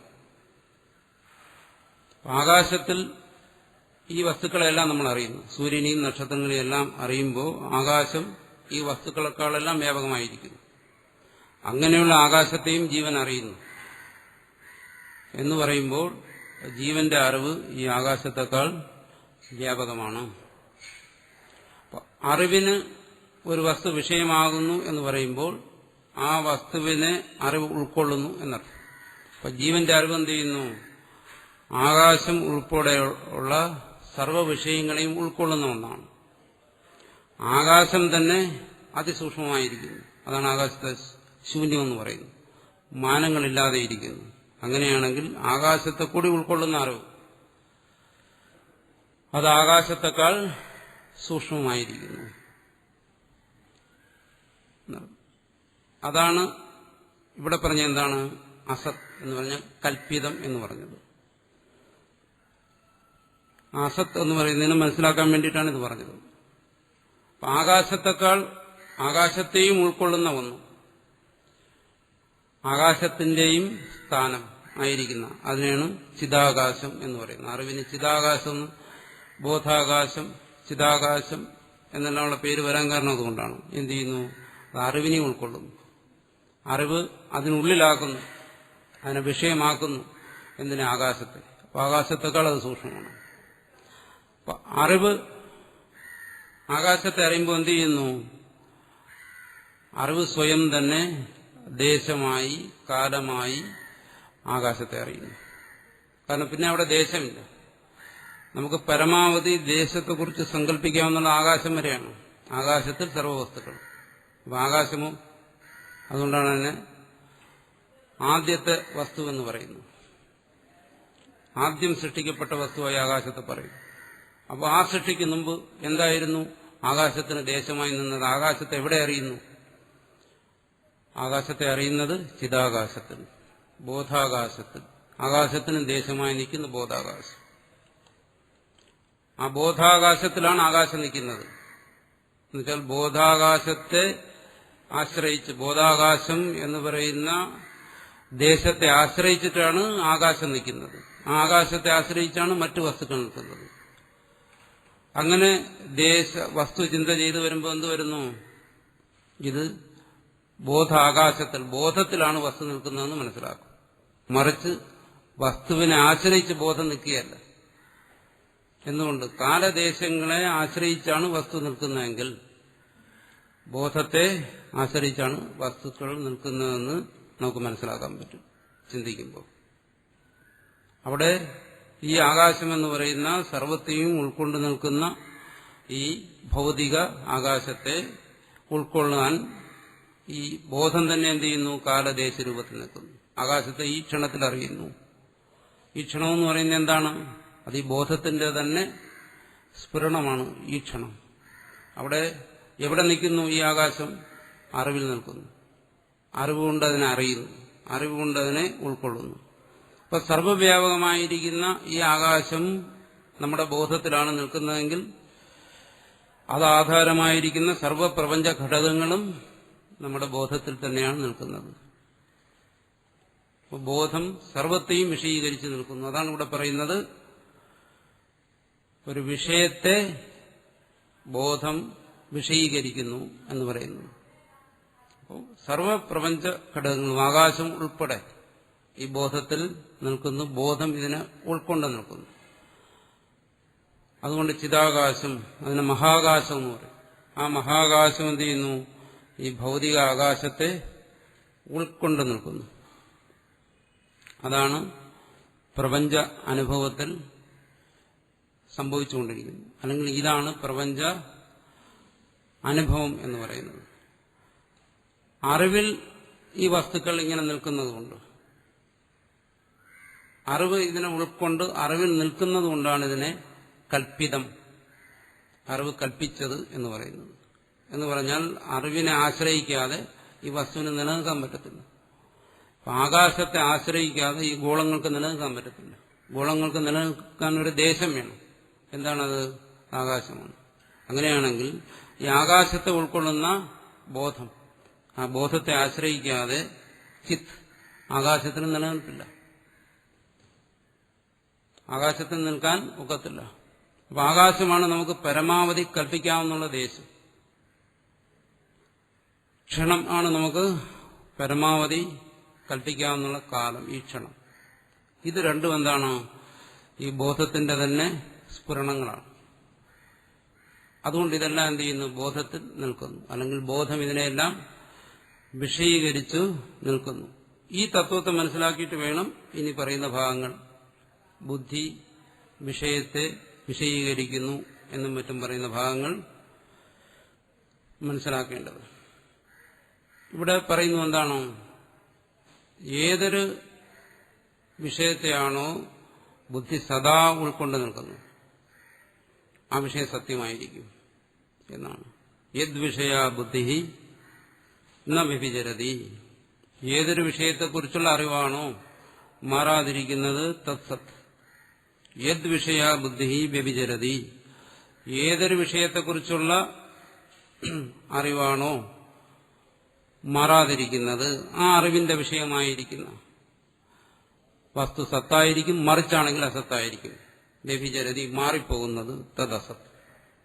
ഒരു വസ്തുവിനെ അറിയുമ്പോൾ അറിവിന്റെ വിഷയമായിരിക്കുന്ന വസ്തു മാറിപ്പോകുന്നെങ്കിൽ മാറിപ്പോവും. എങ്ങനെ മാറിപ്പോവും? അറിവ് മാറുകയാണെങ്കിൽ. അറിവ് മാറുമ്പം വസ്തു മാറിപ്പോവും. വസ്തു മാറിയാൽ ആ വസ്തു സത്തല്ല. ഉദാഹരണത്തിൽ അത് വ്യക്തമാക്കും. സൻ ഘടഃ സൻ പടഃ എന്നടുത്ത് പറയും. ഉദാഹരണത്തിലൂടെ ആ കാര്യം വ്യക്തമാകും. ഇത് സദസത് വിഭാഗേ ബുദ്ധിതന്ത്രേ സ്ഥിതേ. ഇങ്ങനെ സത് അസത് വിഭാഗം, സത് ഉണ്മ, അസത് കൽപ്പിതം, രണ്ടിന്റെയും വിഭാഗം, വേർതിരിവ് ബുദ്ധിതന്ത്രേ, അറിവിനധീനമാണ്. അതാണ് നേരത്തെ പറഞ്ഞത്. അറിവിലാണ് നിൽക്കുന്നത് വിഷയം, അല്ല വിഷയത്തെ ആശ്രയിച്ച് അറിവല്ല. ബുദ്ധിക്ക് അധീനമാണ് സത്തും അസത്തും, അറിവിനധീനമാണ്. സർവത്ര ദേ ബുദ്ധി. അതുകൊണ്ടെന്താണ്? ഏത് വിഷയത്തെ നമ്മൾ അറിഞ്ഞാലും അവിടെ ഈ രണ്ട് ബുദ്ധി വരും. ഒന്ന് പരമാർത്ഥ ബുദ്ധി, മറ്റൊന്ന് കൽപ്പിതമായ വസ്തുവിനെ കുറിച്ചുള്ള ബുദ്ധി. സർവൈരുപലഭ്യതേ, ഇത് അദ്വൈതിക്ക് മാത്രമല്ല സർവ്വജീവന്മാർക്ക്. അവർ ചിന്തിക്കുന്നില്ലെന്നേ ഉള്ളൂ, ഇങ്ങനെയാണ് അനുഭവപ്പെടുന്നത്. സമാനാധികരണേ, അത് ഒരു വാക്യത്തിൽ തന്നെ ഇവിടെ ഒരുപാട് കാര്യങ്ങൾ പറഞ്ഞിരിക്കുകയാണ്. സമാനാധികരണമായി ഒരധികരണത്തിൽ തന്നെ അനുഭവപ്പെടുന്നു. എന്ന നീലോത്പലവത്, അത് നീലോത്പലം പോലെ അല്ല, മറിച്ച് സൻ ഘടഃ സൻ പടഃ സൻ ഹസ്തി ഇതി ഏവം സർവത്ര എന്നാണ്. ഒരുപാട് വിഷയങ്ങൾ ഈ ഒരു സെന്റൻസ് പറഞ്ഞിട്ടുണ്ട്. അതിൽ ഒന്ന് പറഞ്ഞിരിക്കുന്നതാണ് സമാനാധികരണം. ഇതും വ്യക്തമായി മനസ്സിലാക്കേണ്ട ഒരു കാര്യമാണ് ഈ സമാനാധികരണം. മുമ്പ് ഈ കാര്യവും ചർച്ച ചെയ്തിട്ടുള്ളതാണ്. ഏതൊരു ഭാഗത്തിൽ ഓർമ്മയുണ്ടായിരിക്കുമെന്ന് ഞാൻ കരുതുന്നു. ഇല്ലെങ്കിലും ഒരിക്കൽ കൂടി പറയാം. സമാനാധികരണം, സമാനാധികരണം വസ്തുവിൽ വരും, ശബ്ദത്തിൽ വരും, അറിവിൽ വരും. മൂന്ന് സ്ഥലത്ത് സമാനാധികരണം വരും. വസ്തുവിൽ സമാനാധികരണം വരുന്നത് എങ്ങനെയാണ്? ഇപ്പൊ ഇവിടെ 100 പേര് ഇരിക്കുന്നുണ്ട്. ഇവരെല്ലാം ഇരിക്കുന്ന എവിടെയാണ്? ഒരു വീട്ടിന് ഉള്ളിൽ ഒരു സ്ഥലത്തായിരിക്കുന്നത്. ഒരു സ്ഥലത്ത് എല്ലാവരും ഇരിക്കുന്നത് കൊണ്ട് ഇവിടെ ഇരിക്കുന്ന എല്ലാവരെയും പറയാം എന്താണ്? സമാന അധികരണാഹ എന്ന് പറയാം. സമാനാധികരണാഹ എന്ന് പറഞ്ഞാൽ ഇവിടെ ഇരിക്കുന്ന ഓരോ വ്യക്തിയുമാണ്. സമാനാധികരണന്മാർ, സമാനം അധികരണം യേഷാം, ആർക്കാണോ അധികരണം അല്ലെങ്കിൽ ആ ഇരിപ്പിടം ഒന്നായിരിക്കുന്നത് അവരെല്ലാം സമാനാധികരണന്മാരാണ്. അപ്പം നമ്മളെല്ലാം ഇവിടെ ഇപ്പോൾ എന്താണ്? സമാനാധികരണന്മാരാണ്. എന്തുകൊണ്ട്? നമ്മുടെ ഇരിപ്പിടം ഒന്നായതുകൊണ്ട്, ഒരു ഹാളായതുകൊണ്ട്. അപ്പൊ സമാനാധികരണം എന്ന് പറയുമ്പോൾ നമ്മൾ ഇരിപ്പിടത്തെ അല്ല എടുക്കേണ്ടത്, മറിച്ച് ആ ഇരിപ്പിടത്തിൽ ഇരിക്കുന്ന വ്യക്തികളെയാണ്. കാരണം അധികരണം എന്നുള്ള ശബ്ദം കേട്ടുകൊണ്ട് പെട്ടെന്ന് നമുക്ക് ആ ഇരിപ്പിടം എന്നുള്ള ബോധമാണ് ഉണ്ടാകുന്നത്. അല്ല, സമാനാധികരണം എന്ന് പറഞ്ഞാൽ ഇരിപ്പിടമല്ല, മറിച്ച് എന്താണ്? ആ ഇരിപ്പിടത്തിൽ ഇരിക്കുന്ന വ്യക്തികളാണ് സമാനാധികരണങ്ങൾ എന്ന് പറയുന്നത്.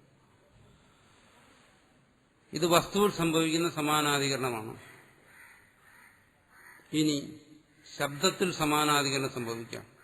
അതിന് പ്രസിദ്ധമായൊരു ഉദാഹരണമാണ് സോയം ദേവദത്തഃ. അതിവിടെ നമുക്ക് ആവശ്യമായിട്ട് വരും. അത് ഒരു പേര് സംസ്കൃതത്തിൽ ദേവദത്തൻ എന്ന് പറയുന്നു. ദേവദത്തിനെ മുമ്പ് ഒരു സ്ഥലത്ത് വെച്ച് കണ്ടു, മുമ്പൊരു കാലത്തിൽ, മുമ്പൊരു ദേശത്ത് കണ്ടു.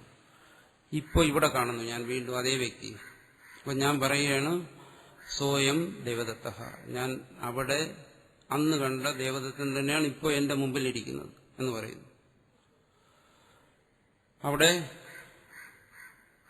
ദേവദത്തൻ എന്ന് പറയുന്ന വ്യക്തി ഒരാള്, പക്ഷെ ആ വ്യക്തിയെ പരാമർശിക്കുന്നതിന് വേണ്ടി രണ്ട് ശബ്ദങ്ങൾ, ഭിന്ന ശബ്ദങ്ങൾ ഉപയോഗിക്കുന്നു. ഒന്നെന്താണ്?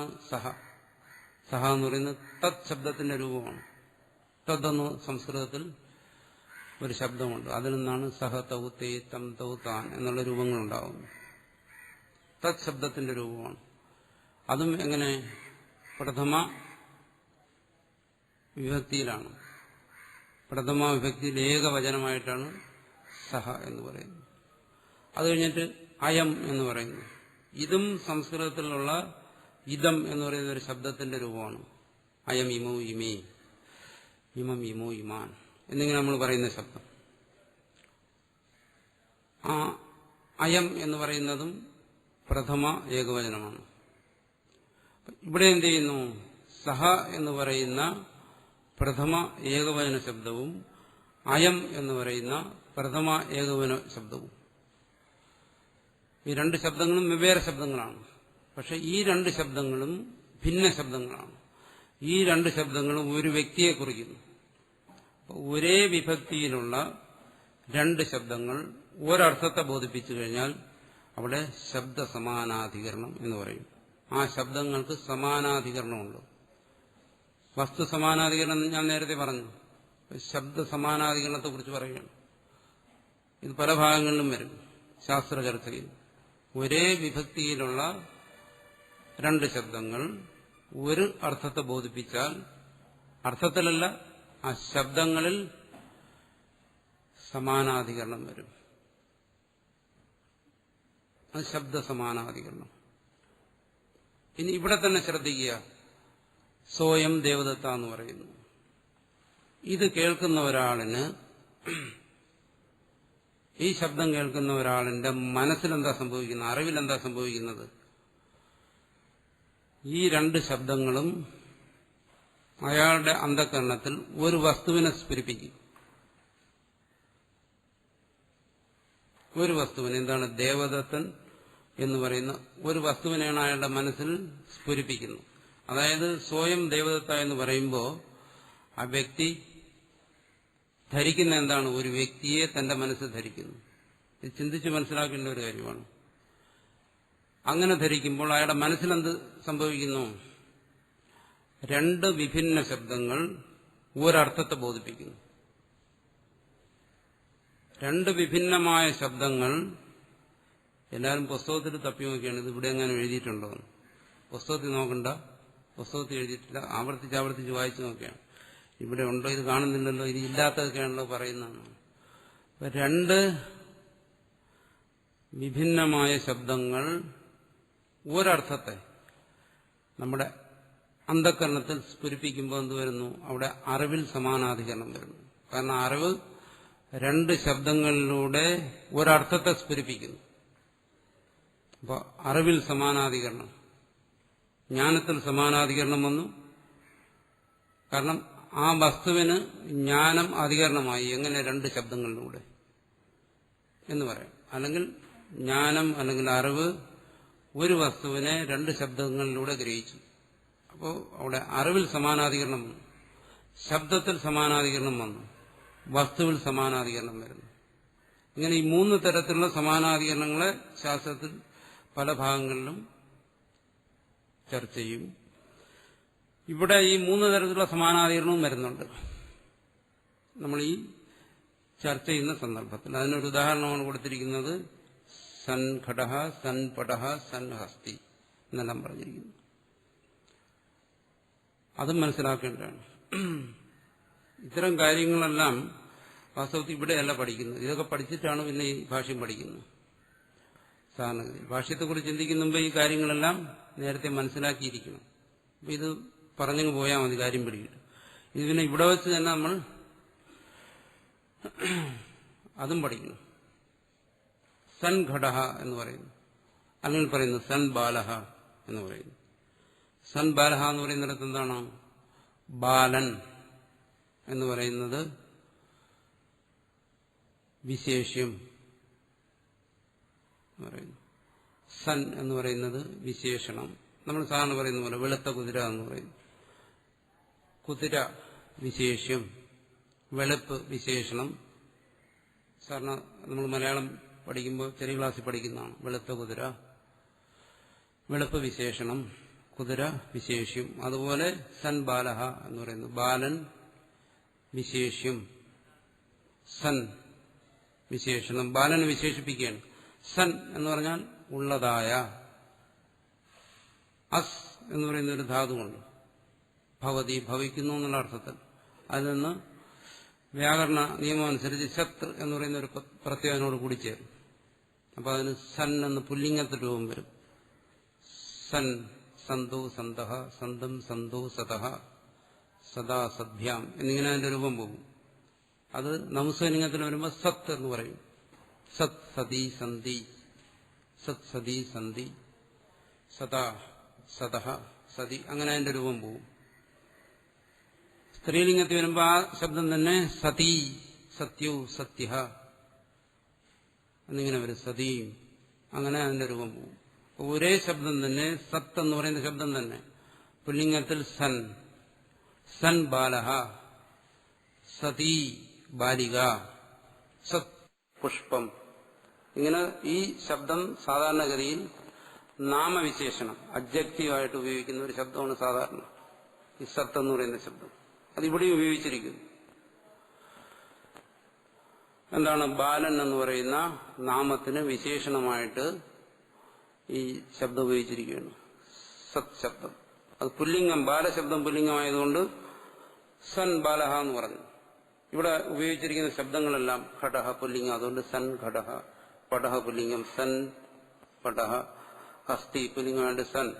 അത് തിരിച്ച് സ്ത്രീലിംഗമാണെങ്കിൽ സതി ബാലിക, നംസലിംഗമാണെങ്കിൽ സത് പുഷ്പം, അങ്ങനെ ഉപയോഗിക്കും.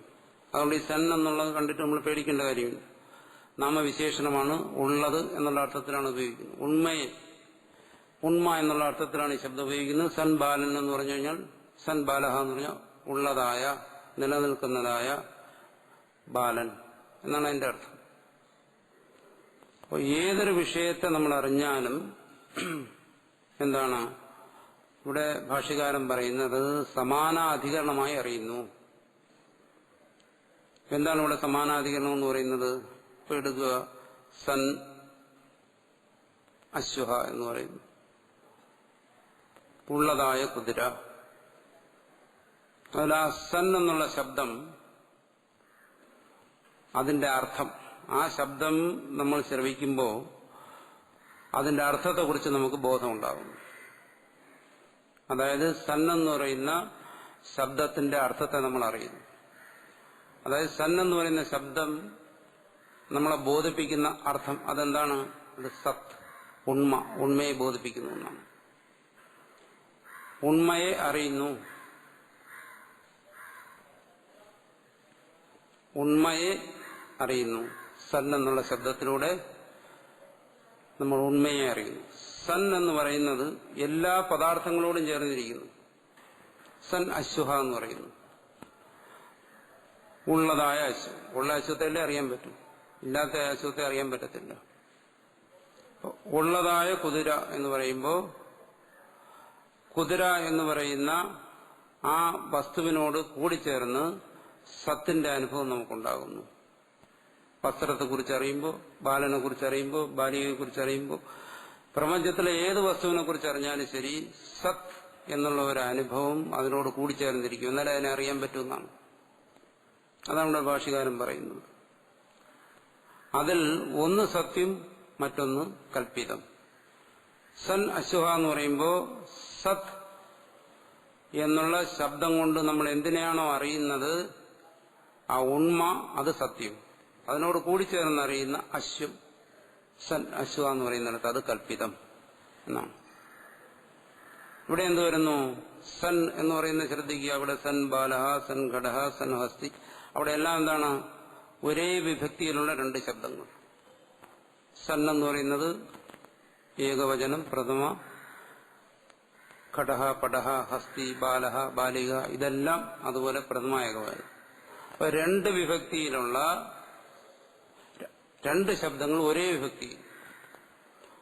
വിഭക്തിയിലുള്ള ഈ രണ്ട് ശബ്ദങ്ങൾ കൂടിച്ചേർന്ന് ഭാഷ്യകാരൻ പറയുന്നത് ഇവിടെ ഒരു വസ്തുവിനെ ബോധിപ്പിക്കുന്നു എന്നാണ്. ഇവിടെ രണ്ട് വസ്തുവിനെ ബോധിപ്പിക്കുന്നില്ല. സൻ അശ്വഹ എന്ന് പറയുന്നിടത്ത് ഇത് രണ്ടും കൂടി ചേർന്നിട്ട് വാസ്തവത്തിൽ ഒന്നിനെ ബോധിപ്പിക്കുന്നുള്ളൂ. ഏതിനെ? ഉണ്മയെ, അസ്തിത്വത്തെ ബോധിപ്പിക്കുന്നുള്ളൂ. പിന്നെ അതിനോട് കൂടി ചേർന്ന് വരുന്ന ഘടഹ, പടഹ, ഹസ്തി എന്നൊക്കെ പറയുന്നതോ അതൊന്നും വസ്തുവല്ല. പിന്നെയോ അതെല്ലാം കൽപ്പിതം. ഇതാണ് അദ്വൈതം. ഇതിനാണ് അദ്വൈതം എന്ന് പറയുന്നത്. നമ്മുടെ സർവ്വ അനുഭവങ്ങളിലും ഈ സമാനാധികരണത്തിലൂടെ, ശബ്ദ സമാനാധികരണത്തിലൂടെ നമ്മൾ ബോധിച്ചുകൊണ്ടിരിക്കുന്നത് ഒന്നിനെയാണ്, അദ്വൈതത്തെ, ഉണ്മയെ, സത്യത്തെയാണ് ബോധിച്ചുകൊണ്ടിരിക്കുന്നത്. അതിനോട് കൂടിച്ചേർന്ന് ഒരു ശബ്ദം കൂടെ പ്രയോഗിക്കുന്നുണ്ടെങ്കിലും ആ ശബ്ദം എന്തിനെയാണോ ബോധിപ്പിക്കുന്നത് അത് സത്യമല്ല, അത് കൽപ്പിതമാണ്. അതാണ് ഇവിടെ പറയുന്നത്. നേരത്തെ പറഞ്ഞതാണ്, ഏതൊരു വസ്തുവിനെയും അതിന്റെ കാരണരൂപത്തെ ചിന്തിച്ചു നോക്കുമ്പോൾ ആ വസ്തു ഇല്ലാത്തതായിത്തീരുന്നു, ആ വസ്തു സത്യമല്ലാതായിത്തീരുന്നു. അപ്പോ ഉള്ളതായ അശ്വം എന്ന് പറയുമ്പോൾ ആ ഉള്ളതായ എന്നുള്ള ശബ്ദം കൊണ്ട് ബോധിപ്പിക്കുന്ന ആ ഉണ്മ അത് സത്യമായി നിലനിൽക്കുകയും ആ അശ്വം കൽപ്പിതമായി നിലനിൽക്കുകയും ചെയ്യുന്നു എന്നാണ് ഇവിടെ പറയുന്നത്. അതിനെ യുക്തിയുക്തമായിട്ട് ഇനി സമർത്ഥിക്കും. അത് സമർത്ഥിച്ചു കഴിഞ്ഞിട്ടില്ല, സമർത്ഥിക്കും. കൂടുതൽ നമ്മൾ സൂക്ഷ്മമായി ചിന്തിക്കുമ്പോൾ മനസ്സിലാക്കും, സത് എന്നുള്ള ഈ ഉണ്മ, ഈ ഉണ്മയെ അറിവ് വിഷയമാകുമ്പോൾ അവിടെ അറിവും ഉണ്മയും രണ്ടല്ല, ഒന്ന് തന്നെ. അറിവ് എപ്പോഴാണോ ഉണ്മയെ വിഷയമാക്കുന്നത്, സത്തയെ വിഷയമാക്കുന്നത്, അപ്പോൾ അറിവും സത്തയും രണ്ടല്ല. എന്തുകൊണ്ട് രണ്ടല്ല? അറിവ് എങ്ങനെയാണോ അറിവ് മറ്റ് വിഷയങ്ങൾ ഉൾക്കൊള്ളുന്നത്, ആകാശം വരെയുള്ള വിഷയങ്ങളെ ഉൾക്കൊള്ളുന്നത്, ആ സമയത്ത് അറിവിൽ നിന്ന് വിഷയങ്ങൾ മാറിപ്പോകുന്നുണ്ട്. അറിവ് നിൽക്കും, വിഷയം മാറിപ്പോകും. അതേസമയം എപ്പോഴാണോ അറിവ് ഈ സത്തയെ, സർവവസ്തുക്കളിലും അനുസ്യൂതമായിരിക്കുന്ന ഈ സത്തയെ ഉൾക്കൊള്ളുന്നത്, അപ്പോ അവിടെ അറിവിന്റെ വിഷയമായിരിക്കുന്ന സത്തയെ അറിവിൽ നിന്ന് നമുക്ക് പിരിച്ചെടുക്കാൻ കഴിയത്തില്ല. എന്തുകൊണ്ട്? രണ്ടും ഒന്നായതുകൊണ്ട്. അതിനെയാണ് ഇവിടെ ബ്രഹ്മം എന്ന് വിളിക്കുന്ന സാധനം. ഇതാണ് ബ്രഹ്മം എന്ന് ഒരു ശബ്ദം കൊണ്ട് പറയുന്നത്. എന്തിനാണ്? ഈ സത്തയാണ്.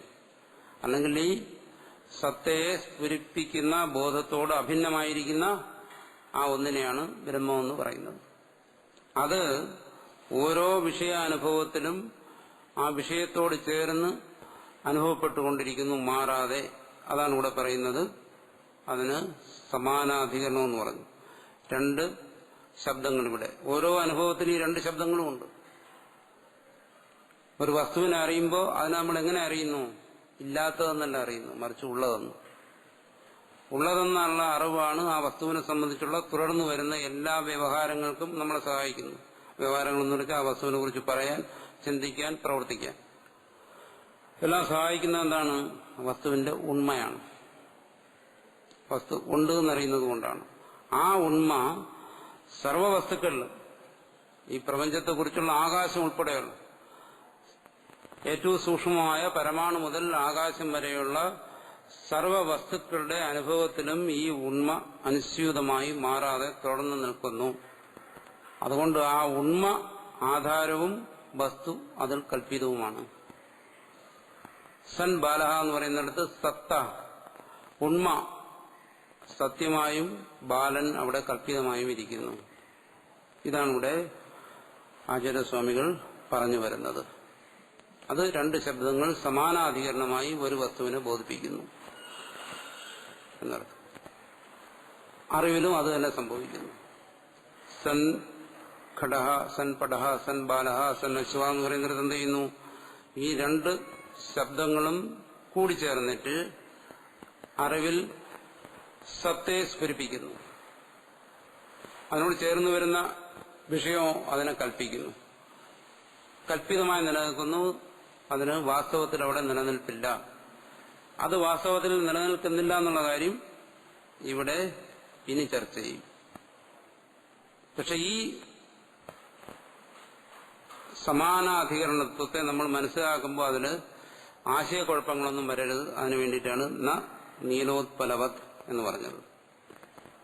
അതിനെക്കുറിച്ച് ചർച്ച ചെയ്യുന്നതിന് സമയം പോരാ. അത് നമ്മൾ തുടർന്നു വരുന്ന ക്ലാസ്സിൽ ചർച്ച ചെയ്യും. ഇവിടെ പറയുന്ന ഒരു കാര്യം നമ്മൾ മനസ്സിൽ ഓർത്തു വയ്ക്കേണ്ട കാര്യം, അറിവ് ഒരു വിഷയത്തെ വിഷയമാക്കുന്നു എന്ന് പറയുമ്പോൾ അറിവ് ആ വിഷയത്തെ അന്തർഭവിപ്പിക്കുകയാണ്, ഉൾക്കൊള്ളുകയാണ്. അതുകൊണ്ട് അറിവിൽ ആ വിഷയം അകപ്പെടുന്നു, അറിവിൽ വിഷയം നിൽക്കുന്നു. അല്ല, വിഷയത്തെ ആശ്രയിച്ചല്ല അറിവ് നിലനിൽക്കുന്നത്. കാരണം അറിവ് വിഷയങ്ങളെ ഗ്രഹിക്കുന്നത് ദേശകാല എന്ന് പറയുന്ന രണ്ട് ഉപാധികളോടുകൂടിയാണ്. ഈ ദേശകാലങ്ങൾ രണ്ടും അറിവിന്റെ സ്ഫുരണമാണ്. ദേശകാലങ്ങൾ എത്ര വ്യാപകമായ, ആകാശത്തോളം വ്യാപകമായാലും അതിനെ അറിവിന് ഉൾക്കൊള്ളാൻ കഴിയുന്നുള്ളൂ. അതാണ് അറിവ് മഹാകാശമായി നിലനിൽക്കുന്നത്. അങ്ങനെയുള്ള അറിവ് ഈ പ്രപഞ്ചത്തിലെ ഓരോ ഘടകങ്ങളെയും വിഷയമാക്കുമ്പോൾ അത് രണ്ടു തരത്തിലാണ്. കൽപ്പിതമായ വിഷയത്തോട് ചേർന്ന് ഉണ്മയെ അനുഭവപ്പെടുത്തിക്കൊണ്ടാണ് അറിവ് വിഷയങ്ങളെ അറിയുന്നത്. ഏതൊരു വിഷയത്തെ അറിഞ്ഞാലും അവിടെ സത്യമായ ഉണ്മയും കൽപ്പിതമായ വസ്തുവും ചേർന്ന് അനുഭവപ്പെടുന്നു. ഇതാണ് നമ്മൾ ബ്രഹ്മസൂത്രത്തിൽ പറഞ്ഞത്. സത്യാനുദയം മിഥുനീകൃത്യ. ഇതാണ് വേർതിർത്തി പറയുന്ന അധ്യാസം. ഇതാണ് ചിജ്ജട സംയോഗം. നമ്മൾ പലതവണ ചർച്ച ചെയ്തിട്ടുള്ള. അതിനിവിടെ വേറെ രീതിയിൽ ഇതിനാണ് വേദാന്ത അദ്വൈതത്തിലെ പ്രക്രിയാഭേദം എന്ന് പറയുന്നത്. ഇവിടെ വേറെ രീതിയിൽ, വേറൊരു ചിന്താരീതിയിലൂടെ ഇവിടെ ഭാഷ്യകാരൻ അതിനെ അവതരിപ്പിക്കുകയാണ്. അതുകൊണ്ട് നമ്മുടെ സർവ്വ അനുഭവങ്ങളിലും ഈ ആത്മതത്വം വെളിപ്പെട്ടുകൊണ്ടിരിക്കുന്നു, സത്ത് എന്ന് സ്മരിച്ചുകൊണ്ടിരിക്കുന്നു എന്നാണ് ഇവിടെ സമർത്ഥിക്കുന്നത്. അത് തുടർന്നു വരുന്നത് അടുത്ത ചർച്ചയിൽ നമ്മൾ വിശദമാക്കും.